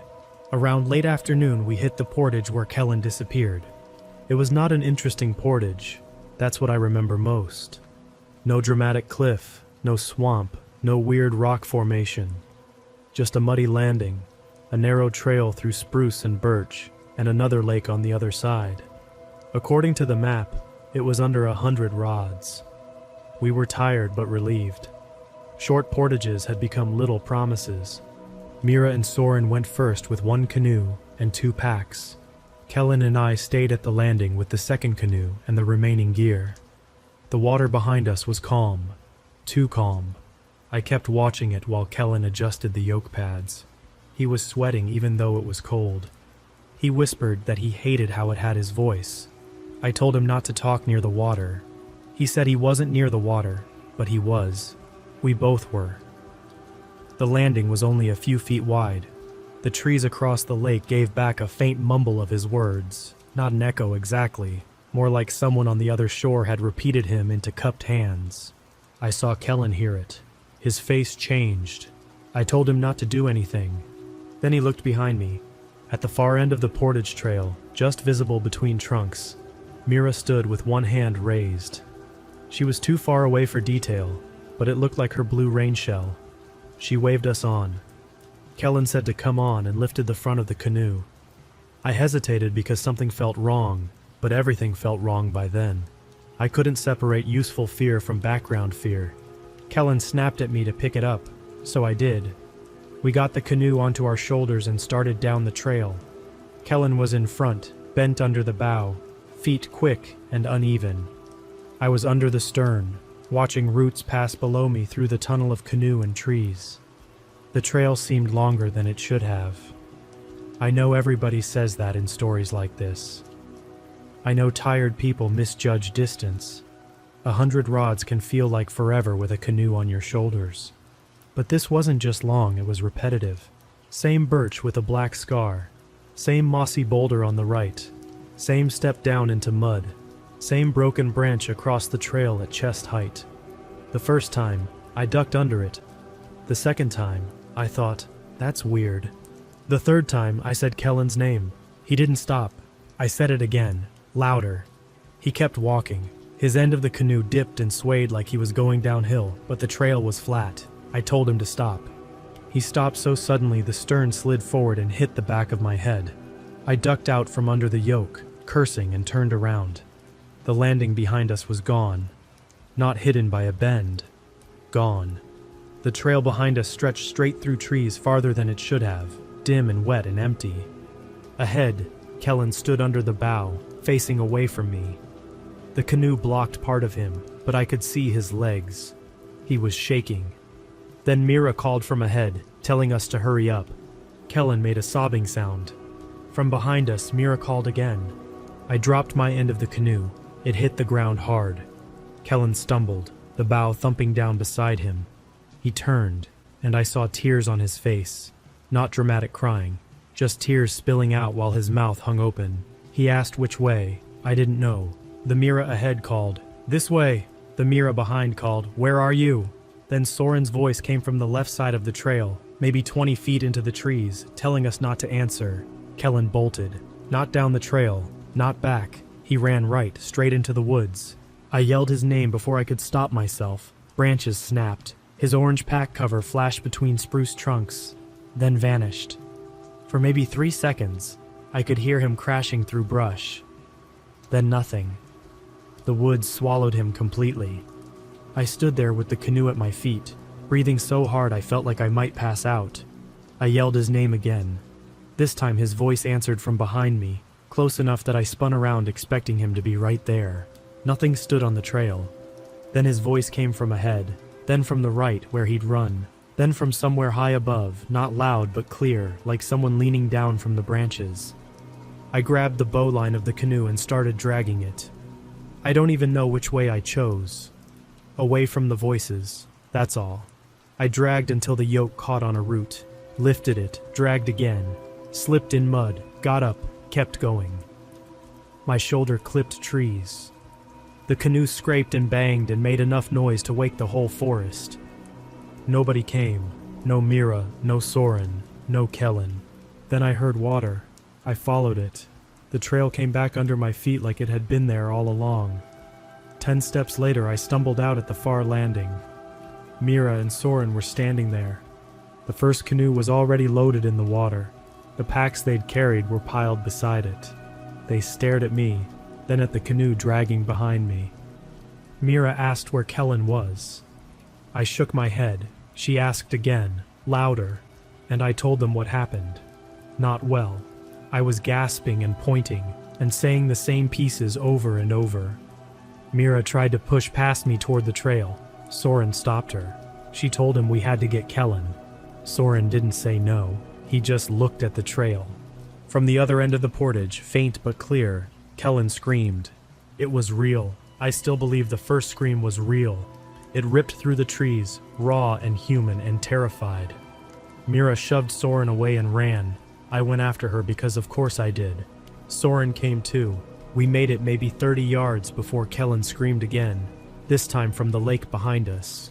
Then again from the lake ahead, then from both at once. Mira stopped so fast I almost hit her. Kellen's voice sobbed from somewhere to our right, saying he was stuck. From our left, same voice. From behind us. From ahead. All around us, Kellen begged. Mira doubled over and pressed her fists against her ears. Soren grabbed my sleeve and pulled me close enough that his mouth was almost touching my head. He said, "Back to water." That went against every rule we'd made, but I understood. In the trees, it had us. At least at the landing we could see. We got Mira moving. She kept saying Kellen's name under her breath, which scared me almost as much as the voices. I wanted to cover her mouth. I didn't. At the landing, we stood in a tight little group facing the trail. The voices stopped. The silence after was worse. We waited there for 20 minutes, maybe longer. Time got loose. No Kellen came out. Mira tried to call for him once. Soren put a hand on her shoulder, not rough, but firm. She slapped it away, and then started crying because she knew he was right. We had a satellite messenger in Mira's pack. One of those little emergency devices you can use to send preset messages or an emergency signal. We hadn't touched it because this wasn't a broken leg or a capsized canoe. It felt too strange for the button. That sounds insane now, but in the moment, hitting emergency made the whole thing real in a way none of us wanted. Mira hit it. The device blinked. We waited for confirmation. Nothing. She moved to a clearer spot by the landing and held it up. Still nothing. The tree cover wasn't even that thick there. It should have worked eventually. The screen showed it trying. Then it shut off. Battery dead. Mira stared at it and said she had charged it. Nobody accused her of not charging it. We'd all seen it plugged in at the bunkhouse in Ely. She'd turned it on that morning and it had shown nearly full. Soren held out his hand. She gave it to him. He tried to power it back on. Nothing. We had phones, all useless. We had a paper map, compasses, food, and canoes. We did not have Kellen. I wish I could tell you we searched properly. I wish I could tell you we made a grid, marked our positions, stayed calm. We did some of that. We went back onto the portage together, 10 steps at a time, calling only once every few minutes, even though calling felt dangerous. We found the place where the canoe had dropped. We found Kellen's hat in the mud. We found broken brush where he'd run right. We followed it maybe 30 feet. Then it stopped. No footprints, no broken branches, no orange pack cover. The ground was soft enough that there should have been something. There wasn't. After an hour, Soren said we needed to leave the landing before dark. Mira said no. Soren didn't argue.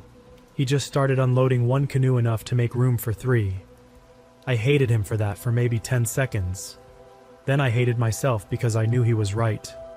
We left markers, real ones, bright pieces of pack towel tied to branches at the landing and where Kellen had run off.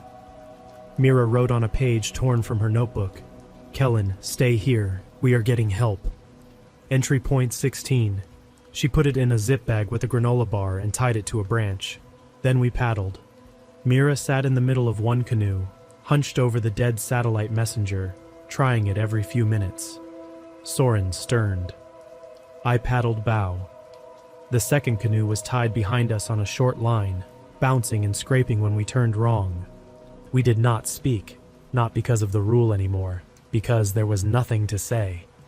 That evening we reached a campsite the two men had probably mentioned earlier, though I couldn't be sure. It had a flat rock landing and a decent tent pad. There was chopped wood under a cedar root.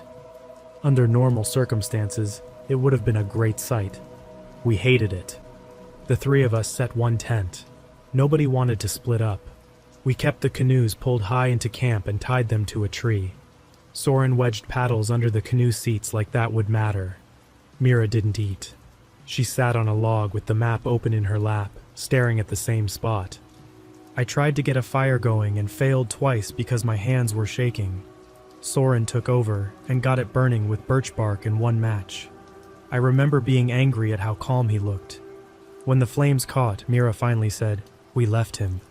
Soren said, "We left a place for him to wait."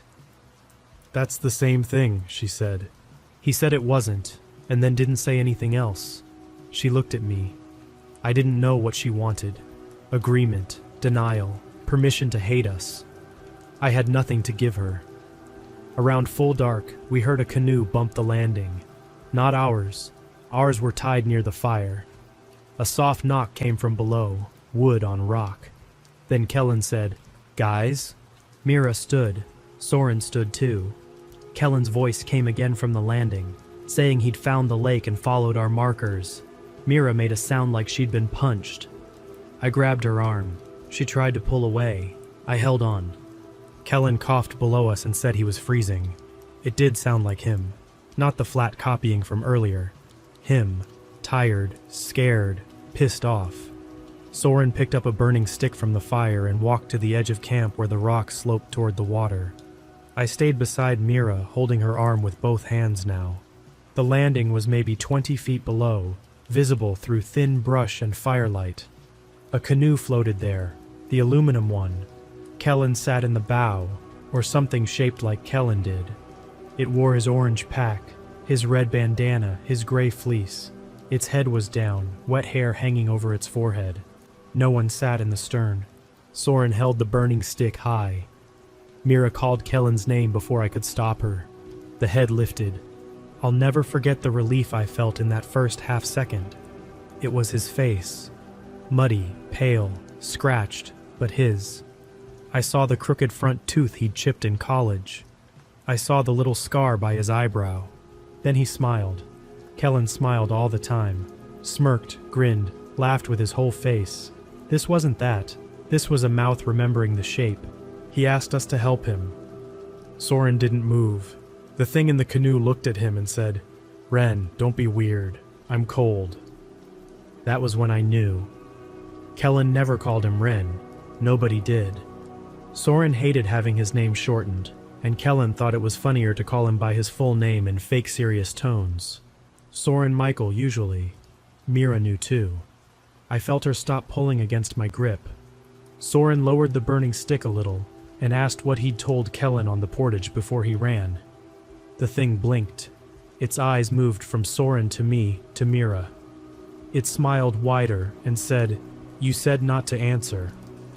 Soren had said that, yes, but not to Kellen. He'd said it from the woods, or something had.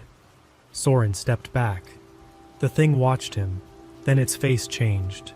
Not melted, not shifted like in a movie. It just stopped performing for a second. The eyes went empty, and the smile stayed too long. Under the wet hair, the skin looked loose, like Kellen's face was a wet paper mask stuck over something narrower. Mira gagged. The thing said in her voice, "We left him." Then in mine, "We left him." Then in Kellen's, "You left me." The aluminum canoe scraped against the rock. The thing stood, too tall, not by a foot. Just enough that Kellen's clothes pulled wrong. His sleeves rode up his arms. His pant cuffs showed pale ankles. His shoulders seemed narrow and high, like the joints were hanging from the wrong place. Soren threw the burning stick. It landed in the canoe, sparks bursting across the wet bottom. The thing folded down after it. Folded is the only word I have. It didn't crouch. It collapsed at the hips and shoulders in a way that made Mira scream. One hand slapped the side of the canoe, fingers long and white against the aluminum. The canoe pushed backward from shore. The thing never paddled. It drifted away with the burning stick hissing out between its feet. We packed in the dark. That sounds simple. It wasn't. It was chaos. We shoved wet gear into packs. We left one tent stake, a fuel canister, Kellen's fishing rod, the tarp line, and probably half our dignity. Mira kept making small broken sounds but didn't argue. Soren moved like a machine. We launched with one canoe and towed the other again because none of us wanted to split up. Soren sterned. I bowed. Mira sat in the middle with a headlamp pointed down at the map, even though none of us wanted light on our faces. We paddled along the shore, not across open water.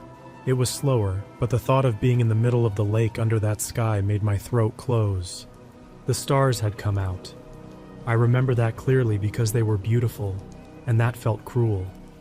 The Milky Way was smeared over the black treetops. The water reflected pieces of it between paddle strokes. Somewhere far off, a loon called. Then another loon answered in Kellen's voice. Mira whispered no. The sound came again, half loon, half person, not words, just Kellen's tone stretched into that lonely rising call. Soren kept paddling. We missed the first portage in the dark. Or it wasn't where the map said.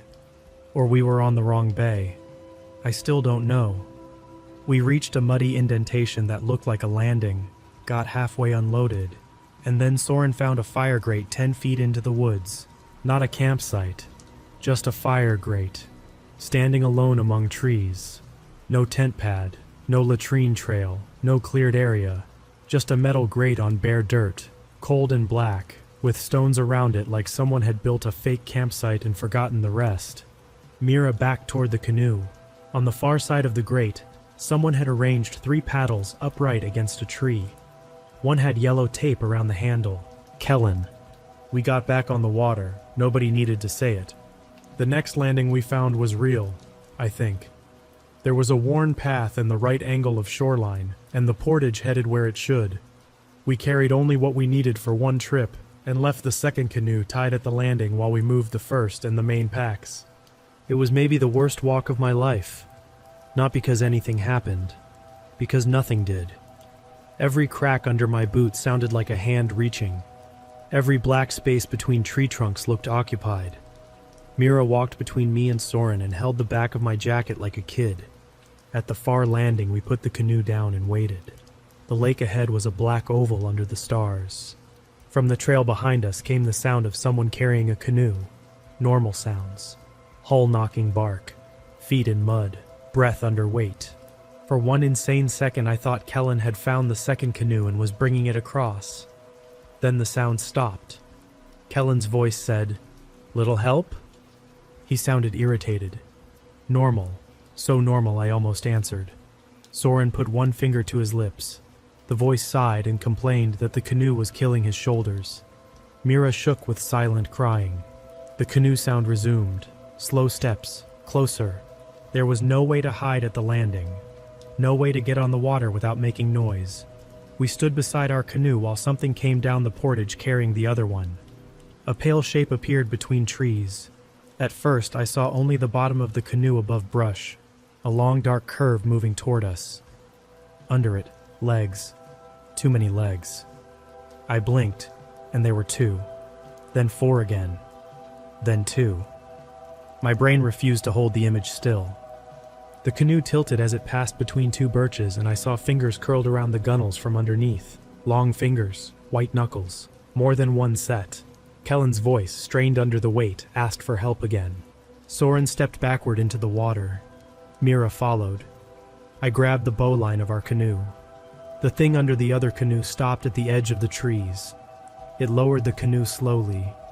Only the bow touched the ground. The stern stayed up, held by something hidden in the dark. Then Kellen's face appeared under the bow, upside down. It hung there, smiling from the shadow beneath the canoe. Mira screamed. Not a full scream. Soren slapped his hand over her mouth and pulled her into the canoe so hard she fell. I shoved off. The canoe scraped rock. I jumped in too late and got one boot full of water. Soren pushed us out with his paddle, then leapt in at the stern. Behind us, the other canoe dropped flat on the landing. The bang echoed across the lake. Then every shoreline answered in our voices. Mira screaming, me shouting. Soren's rare, sharp go, Kellen laughing. All of it came back at us in pieces from every direction, layered and wrong, like the lake had recorded us and couldn't decide which part to play first. Soren paddled harder than I thought a person could paddle. I followed his rhythm because it was the only thing I had. Dip, pull, lift, dip, pull, lift. Mira lay flat in the bottom between us, one hand clamped over her own mouth. We crossed that lake in the dark without talking. I don't know how we didn't hit a rock. I don't know how we found the next landing. Soren did. He pointed with his paddle, and there it was, a gap in the trees exactly wide enough for the canoe. We didn't carry the canoe over that portage, we dragged it. Sorry to everyone who cares about leave no trace. I mean that. But we dragged that rented Kevlar canoe over roots, mud, rocks, everything. We were past strength, past skill, past caring. By the time we reached the next water, the bottom was scratched to hell and my arms felt detached from my body. Dawn came in pieces. First the sky softened, then the trees became trees instead of black cutouts. Then mist rose off the water and turned the lake into something half erased. We were somewhere south of where we meant to be. Mira figured that out by the shape of the shoreline when there was enough light to see. She didn't panic. She just stared at the map, turned it once, then turned it back and said we weren't on the lake we should have been on. Soren leaned over. She pointed to where we should have been. He looked at the shoreline, then at the compass, and said no. I asked what that meant. Mira rubbed both eyes with the heels of her hands and said it meant we had either taken the wrong portage in the dark, or the map was useless, or she was useless. I told her she wasn't useless. She laughed once, and it sounded awful. Soren tapped the compass and said, "East." Mira looked at him. He pointed again. "We go east until something matches." That became the plan. We paddled east. The lake narrowed into a creek choked with grass. Twice we had to get out and pull the canoe through muck.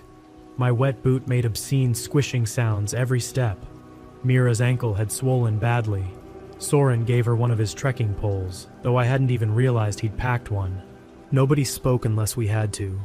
By mid-morning we found a portage sign, a real one. Wooden post, worn letters, nailed arrow. I could have kissed it. The lake name matched Mira's map.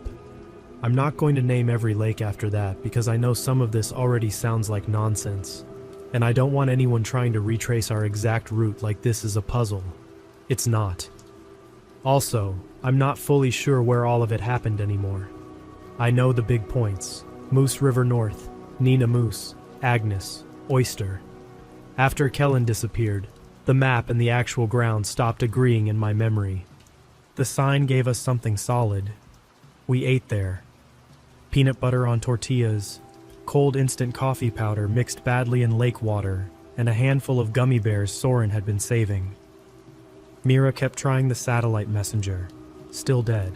Her phone had 3% battery. No service. Mine had 11%. Kellen's was gone with Kellen. Soren's was off to save battery, which made me want to kiss him because I had not thought that far ahead. We rested for 10 minutes. During those 10 minutes, a red canoe came across the lake. Not aluminum, not ghostly. A normal red canoe with 2 people in it, paddling badly but happily. A woman in front, man in back, both wearing baseball caps. They had a dog between them, a black lab with gray around its muzzle. The dog saw us before they did. It stood in the canoe, stiff, staring at our landing. The woman turned and waved. The man steered toward us and asked if we were okay. I started to answer, but Soren grabbed my shoulder. The woman's smile faded. She asked again. The dog began to whine. Mira took one step forward and said we'd lost our friend. The couple looked at each other. Mira said our friend had disappeared yesterday on a portage west of Oyster, and that we needed help. They came in fast after that. The dog did not want to land. It backed up, nails clicking on the canoe bottom, whining higher and higher until the woman had to hold its collar. That dog looked into the woods behind us like it saw the end of the world standing there. The couple were named Orla and Bennett. I only remember because their names were written on their canoe in black marker. They were probably in their 60s, experienced enough that their packs were small and their paddles were nice. They listened while Mira explained the normal version. Friends separated on portage, couldn't find him, emergency device failed, trying to exit for help. She did not mention voices. She did not mention the aluminum canoe. She did not mention Kellen coming back wrong. Bennett looked serious but not skeptical.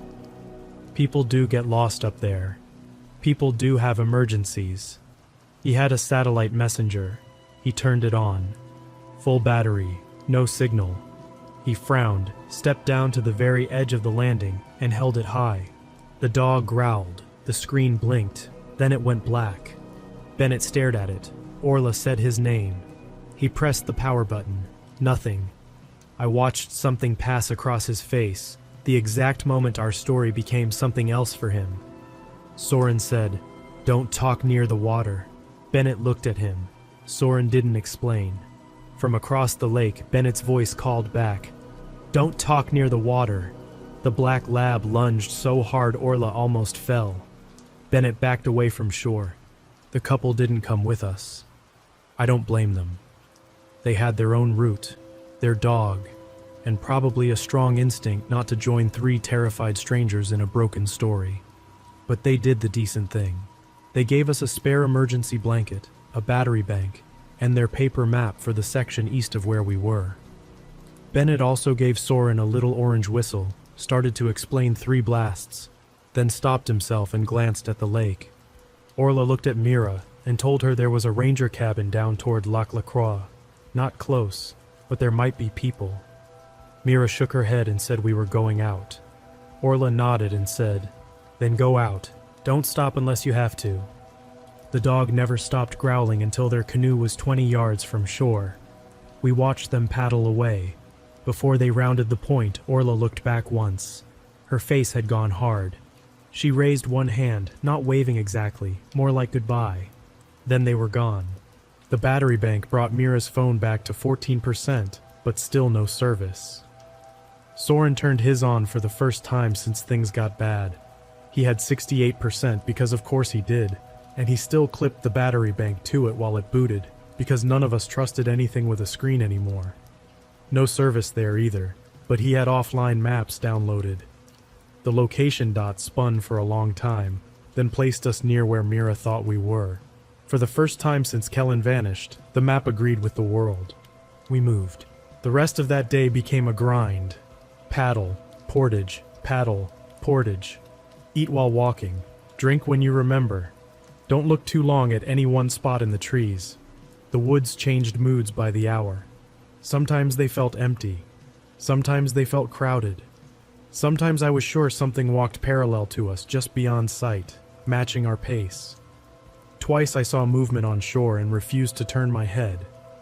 Around noon, we heard chopping, axe on wood. 3 sharp hits, then a pause. 3 hits, pause.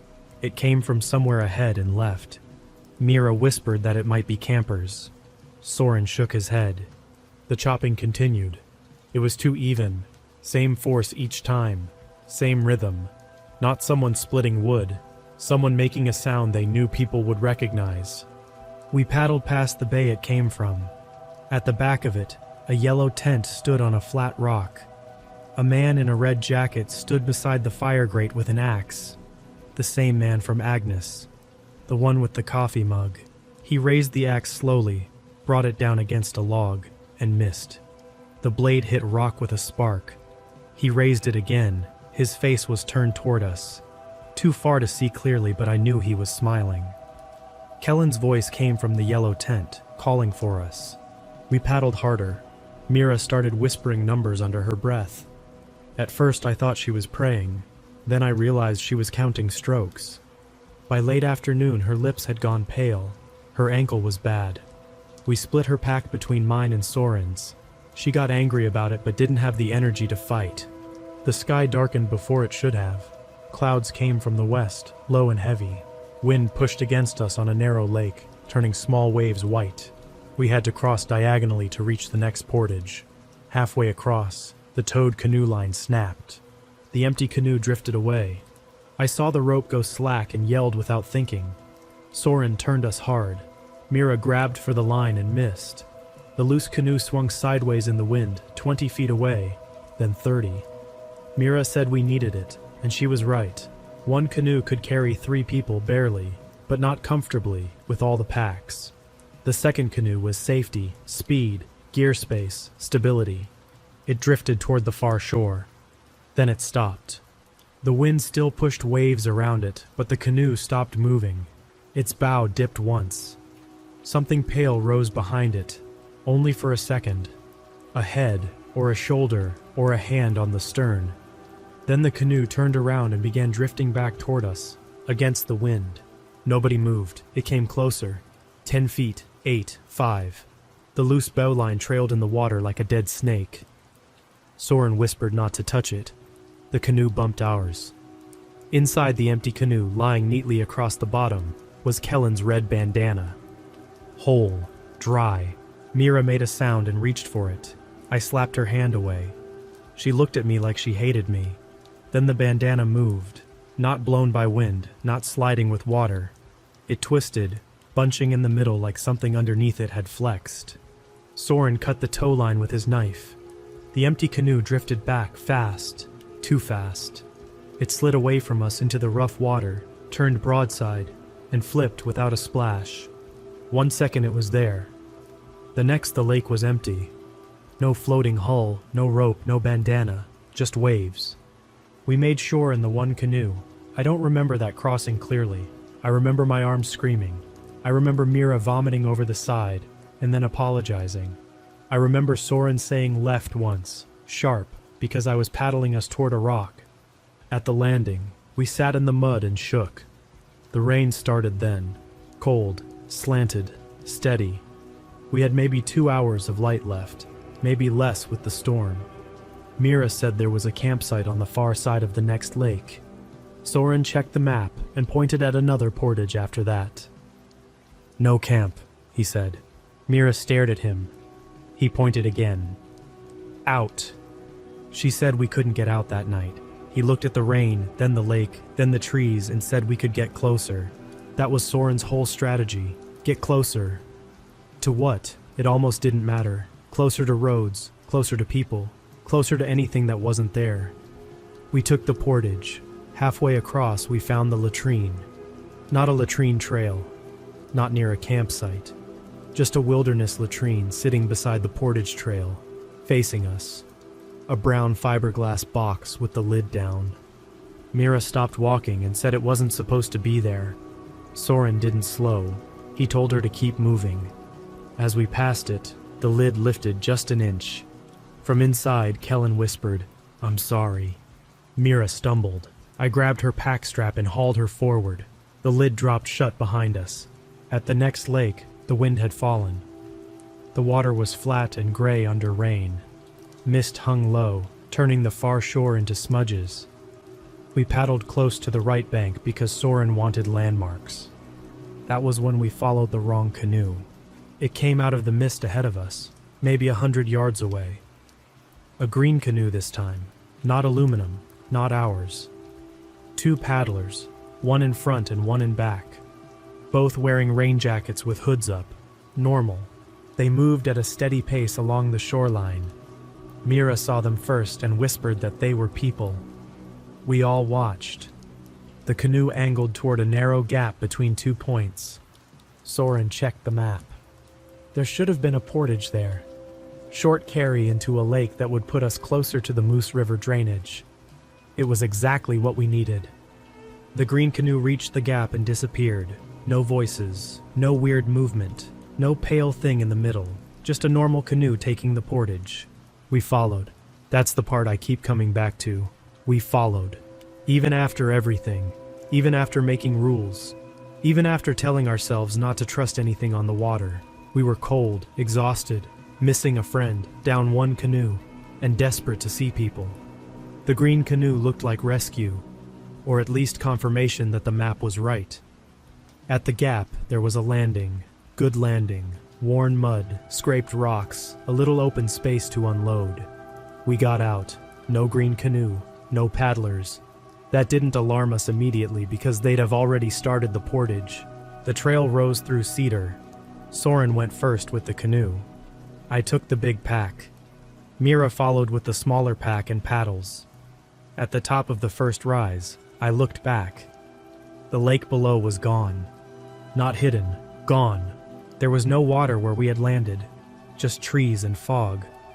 The air behind us had gone colder and strangely flat, like sound had been packed in wet wool. Even the smell had changed. No lake smell, no mud, no rain on open water. Just cedar rot, and that thick white fog pressing between the trunks. I almost dropped the pack. Soren stopped when I said his name. Mira turned around and saw it too. Behind us, the trail went down into mist where the shoreline should have been. No shine of water, no rocks, no canoe landing. Just woods that hadn't been there 10 minutes earlier. From ahead, paddles knocked together. The green canoe people were somewhere up the trail. I could hear them walking. 2 sets of steps, canoe creaking, a pack buckle clicking. Then one of them coughed. A normal cough. Mira whispered that we should keep going. I wanted to say no. I wanted to turn back, even though back had stopped existing. I wanted to sit down and wait for daylight, even though daylight hadn't helped much. Soren lifted the canoe again. We kept going. The portage was wrong. The ground changed under us from mud to pine needles to bare rock to ankle-deep moss. The trail widened, then narrowed, then widened again. Once it passed between 2 boulders so close the canoe scraped both sides. Another time it crossed a little stream that wasn't on the map. The water in the stream was perfectly still, though it ran downhill. Ahead, the green canoe remained just out of sight. We heard it constantly. A foot slip, a branch snap, the hollow bump of hull against tree. They never got farther away, never got closer. At some point, Mira started whispering no every few steps, not loud, almost under her breath. Soren stopped so suddenly I ran into the back of the canoe. On the trail ahead, a paddle lay across the path. Green blade, wooden shaft, old. Beside it was a pile of wet clothes. 2 rain jackets, 2 pairs of pants, 2 hats. No people. The clothes were arranged like someone had stepped out of them and kept walking. The green canoe sounds continued ahead. Mira began to cry again, but quietly. Everything was quiet by then. Even the rain had softened into mist. Soren backed up, not turning around. Just backing, canoe still on his shoulders. I backed too. Mira whispered that the lake was gone. Soren said, "Then find it." It was the most he'd said all day, and somehow it broke the spell a little. We turned and ran as much as you can run on a portage with a canoe and packs. The trail behind us was not the same trail. I knew it instantly. Different rocks, different trees, no stream, no boulders. The fog had rearranged everything behind us, like the portage had folded over on itself while our backs were turned. But it sloped down, and down meant water, so we followed. Branches slapped my face, my boots slid out from under me. Mira fell once and got up without a word. Soren had the canoe bouncing off trees so hard I thought it would crack. The fog brightened ahead. Water appeared. We burst out at a landing, not the same landing. Our canoe was not there because Soren was carrying it. That sounds obvious, but in the moment I looked for it tied at shore, and nearly lost my mind when I didn't see it. The lake in front of us was narrow, more like a river. Current moved left to right. Real current. Real water. Soren dumped the canoe into it. We got in. No one checked the map. We let the current take us. For maybe 10 minutes, we floated through a channel between thick reeds and leaning spruce. The rain stopped. The sky turned the color of dirty cotton. I could smell mud and cedar and my own sour clothes. Then the channel opened into a lake. On the far shore was a campsite with smoke rising from the fire grate. Real smoke. Not mist, not a light. Smoke. There were 3 people standing near the fire. One wore an orange hat. One had a blue tarp draped over their shoulders. The third was splitting wood. Soren backpedaled before I said anything. Mira stared and whispered, "Campers." The person in the orange hat waved both arms and yelled to us. Normal voice. The wood-splitting person turned. It was the man in the red jacket, the one from Agnes, the one from the fake camp. The orange hat person lowered his arms. Then all 3 opened their mouths and spoke in Kellen's voice. "You found us." Soren spun the canoe so hard we nearly tipped. We paddled back into the channel against current. I don't know how. Fear did it. Hate did it. Whatever was left in us did it. The voices followed along the banks, not crashing through brush, not moving physically, just appearing from places as we passed. Kellen from the reeds, Mira from under a leaning cedar, my own voice from a deadfall saying my full name. Soren's voice only once. It came from directly under the canoe. "Stop!" Soren froze for half a stroke. I saw it hit him. His own voice. He'd been safe, or we thought he had, because he barely talked, but it had enough now. One word, maybe copied from earlier, maybe stolen some other way. Mira grabbed his sleeve. He started paddling again. We reached the landing where we'd entered the channel, except now there was a yellow portage sign nailed to a tree. The letters were carved deep. Moose River North, that was impossible. We were not there. We couldn't be. We were miles from the entry point, turned around, exhausted, nowhere close. But the sign pointed up the trail. Mira laughed, a tiny hysterical sound. Soren stared at the sign for maybe 2 seconds. Then he shook his head and said no, we did not take that portage. Instead, Soren pushed us away from shore and angled the canoe along the lake edge. We paddled through reeds so thick they scratched the hull. Twice we had to shove off submerged logs. Once something bumped the bottom from below hard enough to lift the bow. We kept going. Near sunset we found a real campsite. I know I've said real too many times, but there were levels by then.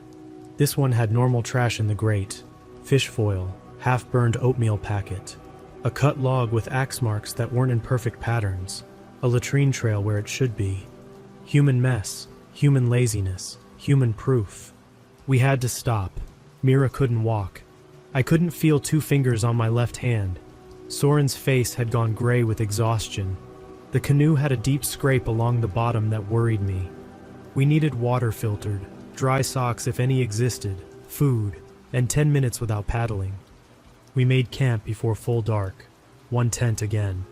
No fire this time because smoke would show where we were. Which is a stupid thought in a place where whatever followed us didn't need smoke. But fear makes its own rules. We ate energy bars inside the tent. 3 adults in one 2-person tent, wet, filthy, shaking. Mira's ankle was purple. Soren wrapped it with a compression bandage. She bit her sleeve while he did it. No one spoke for a long time. Then Mira said the real Kellen might still be alive. Neither of us answered. Soren nodded once. That was enough for her to keep breathing. Later, something circled camp. Not footsteps, a canoe scrape. It went around us in a slow circle, though we were 30 yards from water. Scrape, pause, tap, scrape, pause, tap. Around and around the tent. At one point a paddle blade slid under the rainfly, just the tip. Black with yellow tape on the shaft. Kellen's paddle. It rested there beside the tent wall like an offering. Nobody moved. The paddle slid back out. Then Kellen whispered from inches away, "I'm not mad." Mira pressed her face into her sleeping bag. He whispered that he would have left us too. The voice moved to my side of the tent and asked me to tell them it was okay. I didn't. It went to Soren's side. In Soren's voice it said, "Tell them." Soren reached into his pack and took out the orange whistle Bennett had given him. He blew 3 blasts. Inside the tent, it was deafening. Outside, everything stopped. For 2 seconds. Then every direction answered with 3 whistle blasts. Near, far, from the lake, from the latrine, from above us, from beneath us. Hundreds of them overlapping, shrill and frantic, until it sounded like the whole forest was screaming for help. Soren put the whistle down. We lay there until the blasts faded one by one. In the morning the whistle was gone, so was the paddle. On the tent fly written in mud were 3 names: Mira, Soren, mine. Kellen's name was not there. We broke camp without eating.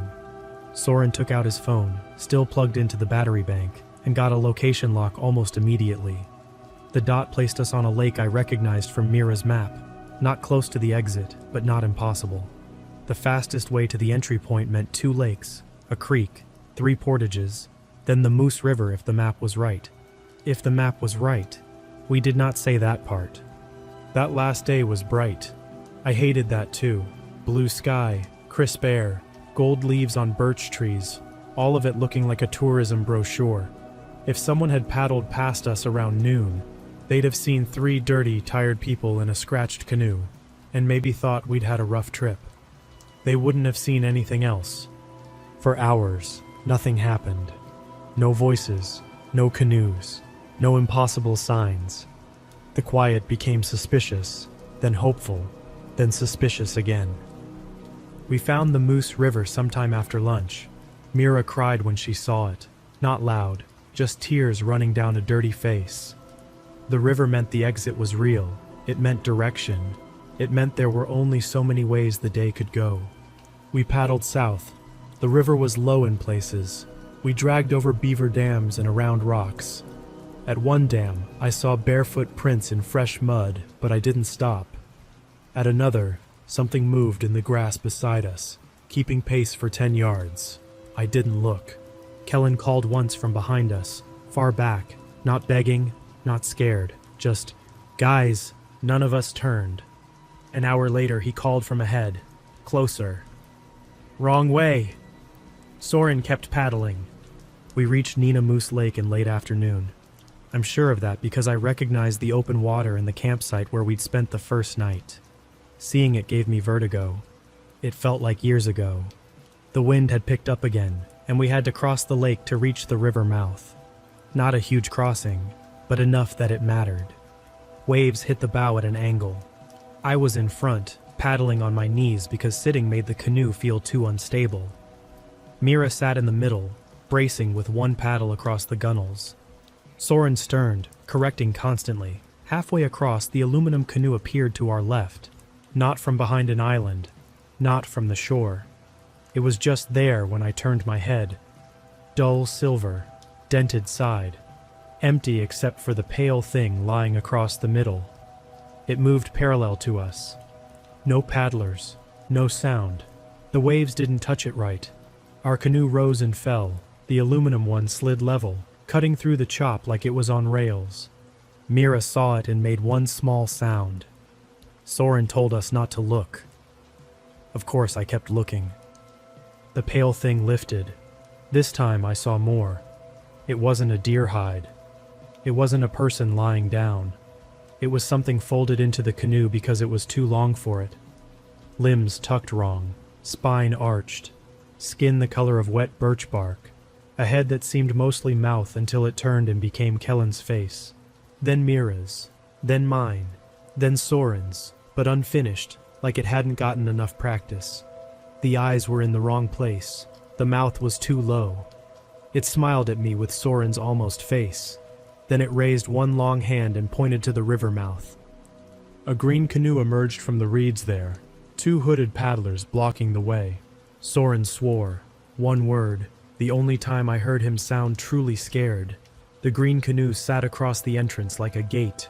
The aluminum canoe moved closer on our left. Behind us, from the open lake, Kellen called.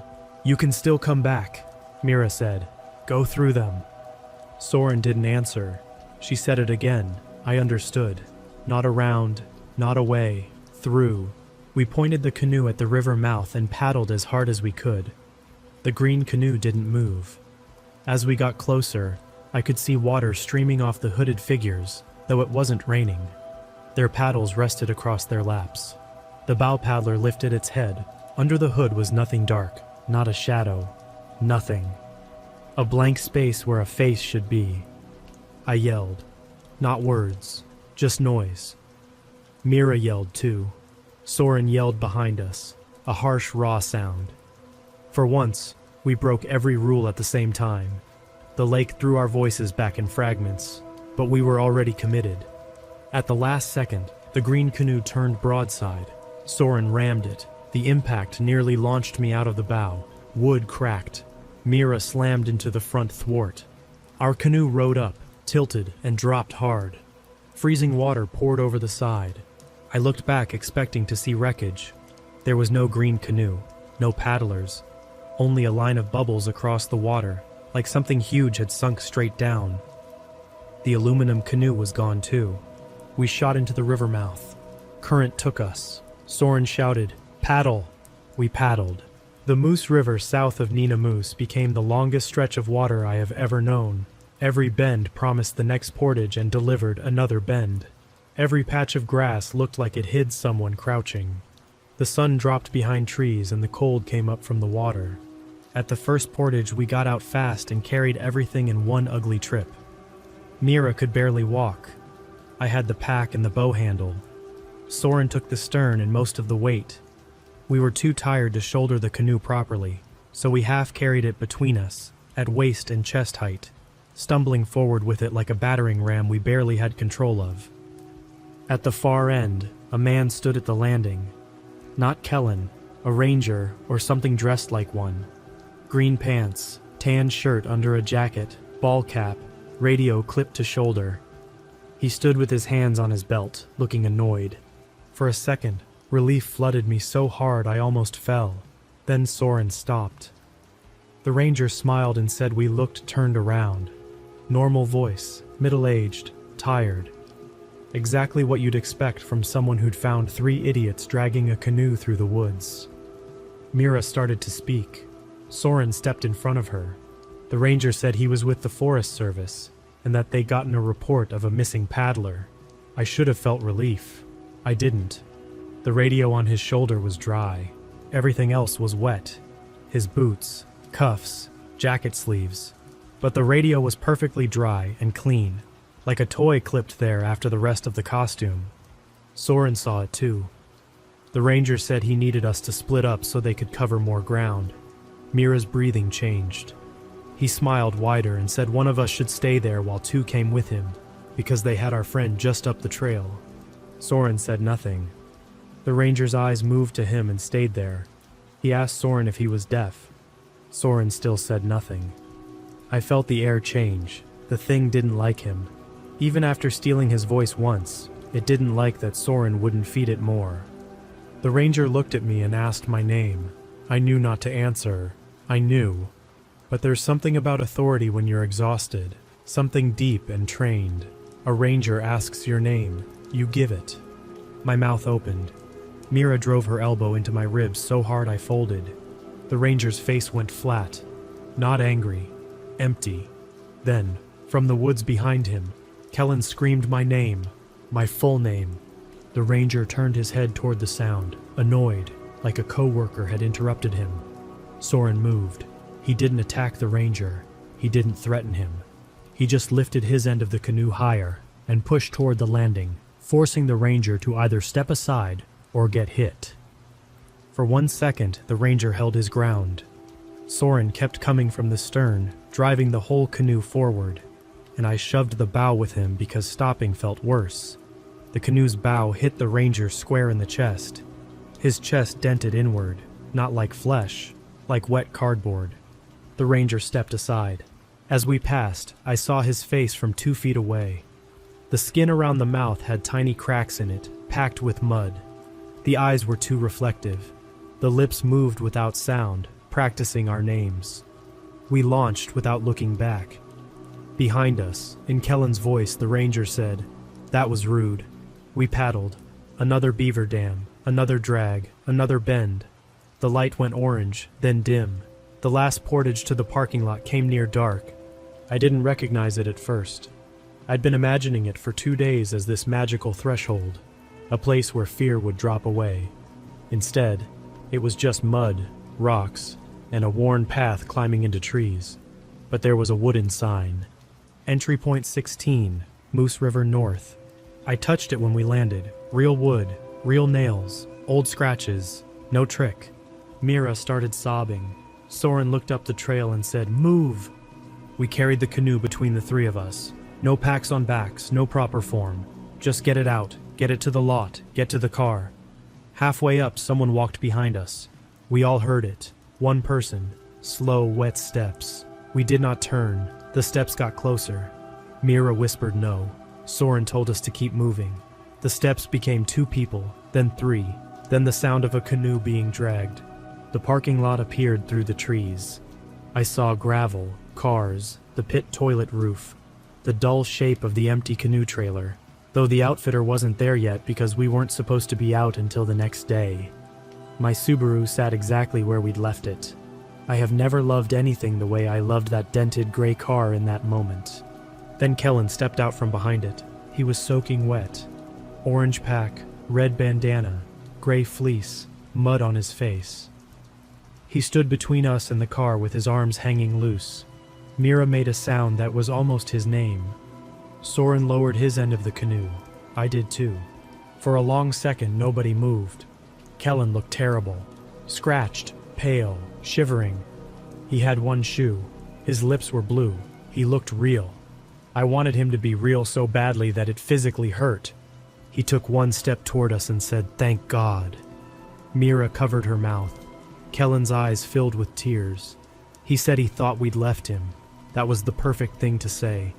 Not too much, not monster-like, not weird, just wounded and scared and angry in a way he had every right to be. He looked at Mira and said, "Miri." She flinched. He never called her Miri. He called her Mars because of some dumb bar trivia night years ago when he decided she looked like she could colonize planets. Never Miri. Soren picked up a rock from the edge of the lot. The thing wearing Kellen's face looked at him and said it was cold. Soren raised the rock. The thing smiled. Then, from somewhere behind us on the portage trail, the real Kellen screamed. The thing by the car stopped smiling. Its head turned toward the trail. That tiny reaction saved us, because whatever it was, it hadn't expected that either. Soren threw the rock at its face. It hit the thing in the cheek with a wet crack. The face dented. Mira ran for the car. I ran after her. Soren grabbed the canoe yoke and shoved it sideways into the thing's legs as he passed. It stumbled, not like a person losing balance, but like a puppet with tangled strings. Mira had the keys. She fumbled them once, dropped them, grabbed them, unlocked the doors. We piled in. Soren got in last and slammed the door so hard the whole car shook. The thing stood in front of us, one cheek caved in, Kellen's mouth hanging wrong. Behind it, the portage trail was dark. From that darkness, Kellen screamed again. Real or not, I don't know. I still don't know. Mira started the car. The thing put one long hand on the hood. For 1 second under the parking lot dusk, it stopped looking like Kellen. I saw pale skin pulled tight over bones that didn't match. I saw a mouth too wide, teeth small and flat like a person's, but arranged wrong. I saw eyes set back deep in a narrow face. I saw wet hair that wasn't hair but strands of something like lakeweed. Then the headlights came on fully. It was Kellen again, crying. Mira hit the gas. The car lurched forward. The thing rolled over the hood and slammed into the windshield. I saw Kellen's face spread across the glass, mouth open, eyes wide. Then it slid off the passenger side and vanished below the window. Mira didn't stop. She drove down the echo trail like a maniac, crying so hard she made little hiccup sounds. I kept looking back. Soren sat in the rear seat, turned around, watching through the back window. For the first mile, something ran behind us. Not on the road, in the trees. I saw flashes of pale between trunks. keeping pace with the car at 30 miles an hour, then 40. Then it dropped back. Then it was gone. We didn't stop until we had enough service to call 911. The dispatcher had trouble understanding us. I don't blame her. We were all talking at once except Soren, who took the phone from Mira and somehow made himself clear in short, brutal sentences. Missing person. Boundary waters. Moose River North. Male. Late 20s. Last seen near Portage west of Oyster Lake. 3 survivors at roadside on Echo Trail. Possible injury. Need rescue. He did not mention the thing. When the St. Louis County deputy found us, we were parked half on the shoulder with the heater blasting and all the dome lights on. Mira had wrapped herself in the emergency blanket Orla gave us. I was still wearing my life jacket. Soren stood outside the car because he said he needed to see the road. The deputy thought we were drunk at first. Then he saw Mira's ankle and our faces and called for more people. Search and rescue started that night as much as they could, then properly in the morning. We gave statements. We lied by omission. We said Kellen panicked and ran on a portage after we got turned around. We said we searched until dark. We said we thought we saw him near the entry parking lot, but couldn't confirm because we were exhausted and scared. That last part was close enough to true. They took us to Ely. At the ranger station, under fluorescent lights, with coffee going stale in a paper cup in my hands, the world began to reassemble itself. Radios worked. Phones charged. People wore uniforms and stayed people. The floor was ugly brown tile. Someone had a printer jam. I remember nearly laughing because a printer jam felt like proof of God. Around 6 in the morning, a Forest Service officer came in and asked to speak with us. Kellen had been found alive. 2 lakes back from where we said he disappeared, not near the entry point. A pair of campers had found him at dawn, curled under their overturned canoe on shore, hypothermic, barefoot, missing his pack, but alive. He was confused and dehydrated. He kept saying he'd followed our voices all night. He had no idea how he got there. Mira collapsed into a chair. I asked if we could see him. The officer said he'd been transported, and we could meet him at the hospital after they stabilized him. Then he asked a question I still hear in my sleep. Which one of you drove out with him? Nobody answered. The officer looked from me to Mira to Soren and said Kellen claimed he'd watched our car leave the entry lot while someone with his face was standing in front of it. That was the moment the story stopped being something we could hide from each other. We saw Kellen later that day. The real Kellen. I knew as soon as we walked into the hospital room, not because of some magic test, because he looked like absolute hell in a normal way. Cracked lips, bruised shoulder, a hospital line in his arm, anger and fear and embarrassment all over his face. When Mira started crying, he said, "Don't do that, Mars." Mars. She almost fell on him, hugging him. He didn't remember everything. Or he said he didn't. He remembered hearing Mira from the woods, then me, then Soren. He remembered running because he thought he saw someone behind me on the trail, someone crawling under the canoe I was carrying. He remembered falling. He remembered water up to his waist in a place there shouldn't have been water. He remembered a canoe with no one in it bumping shore beside him. He did not remember getting to the lake where he was found.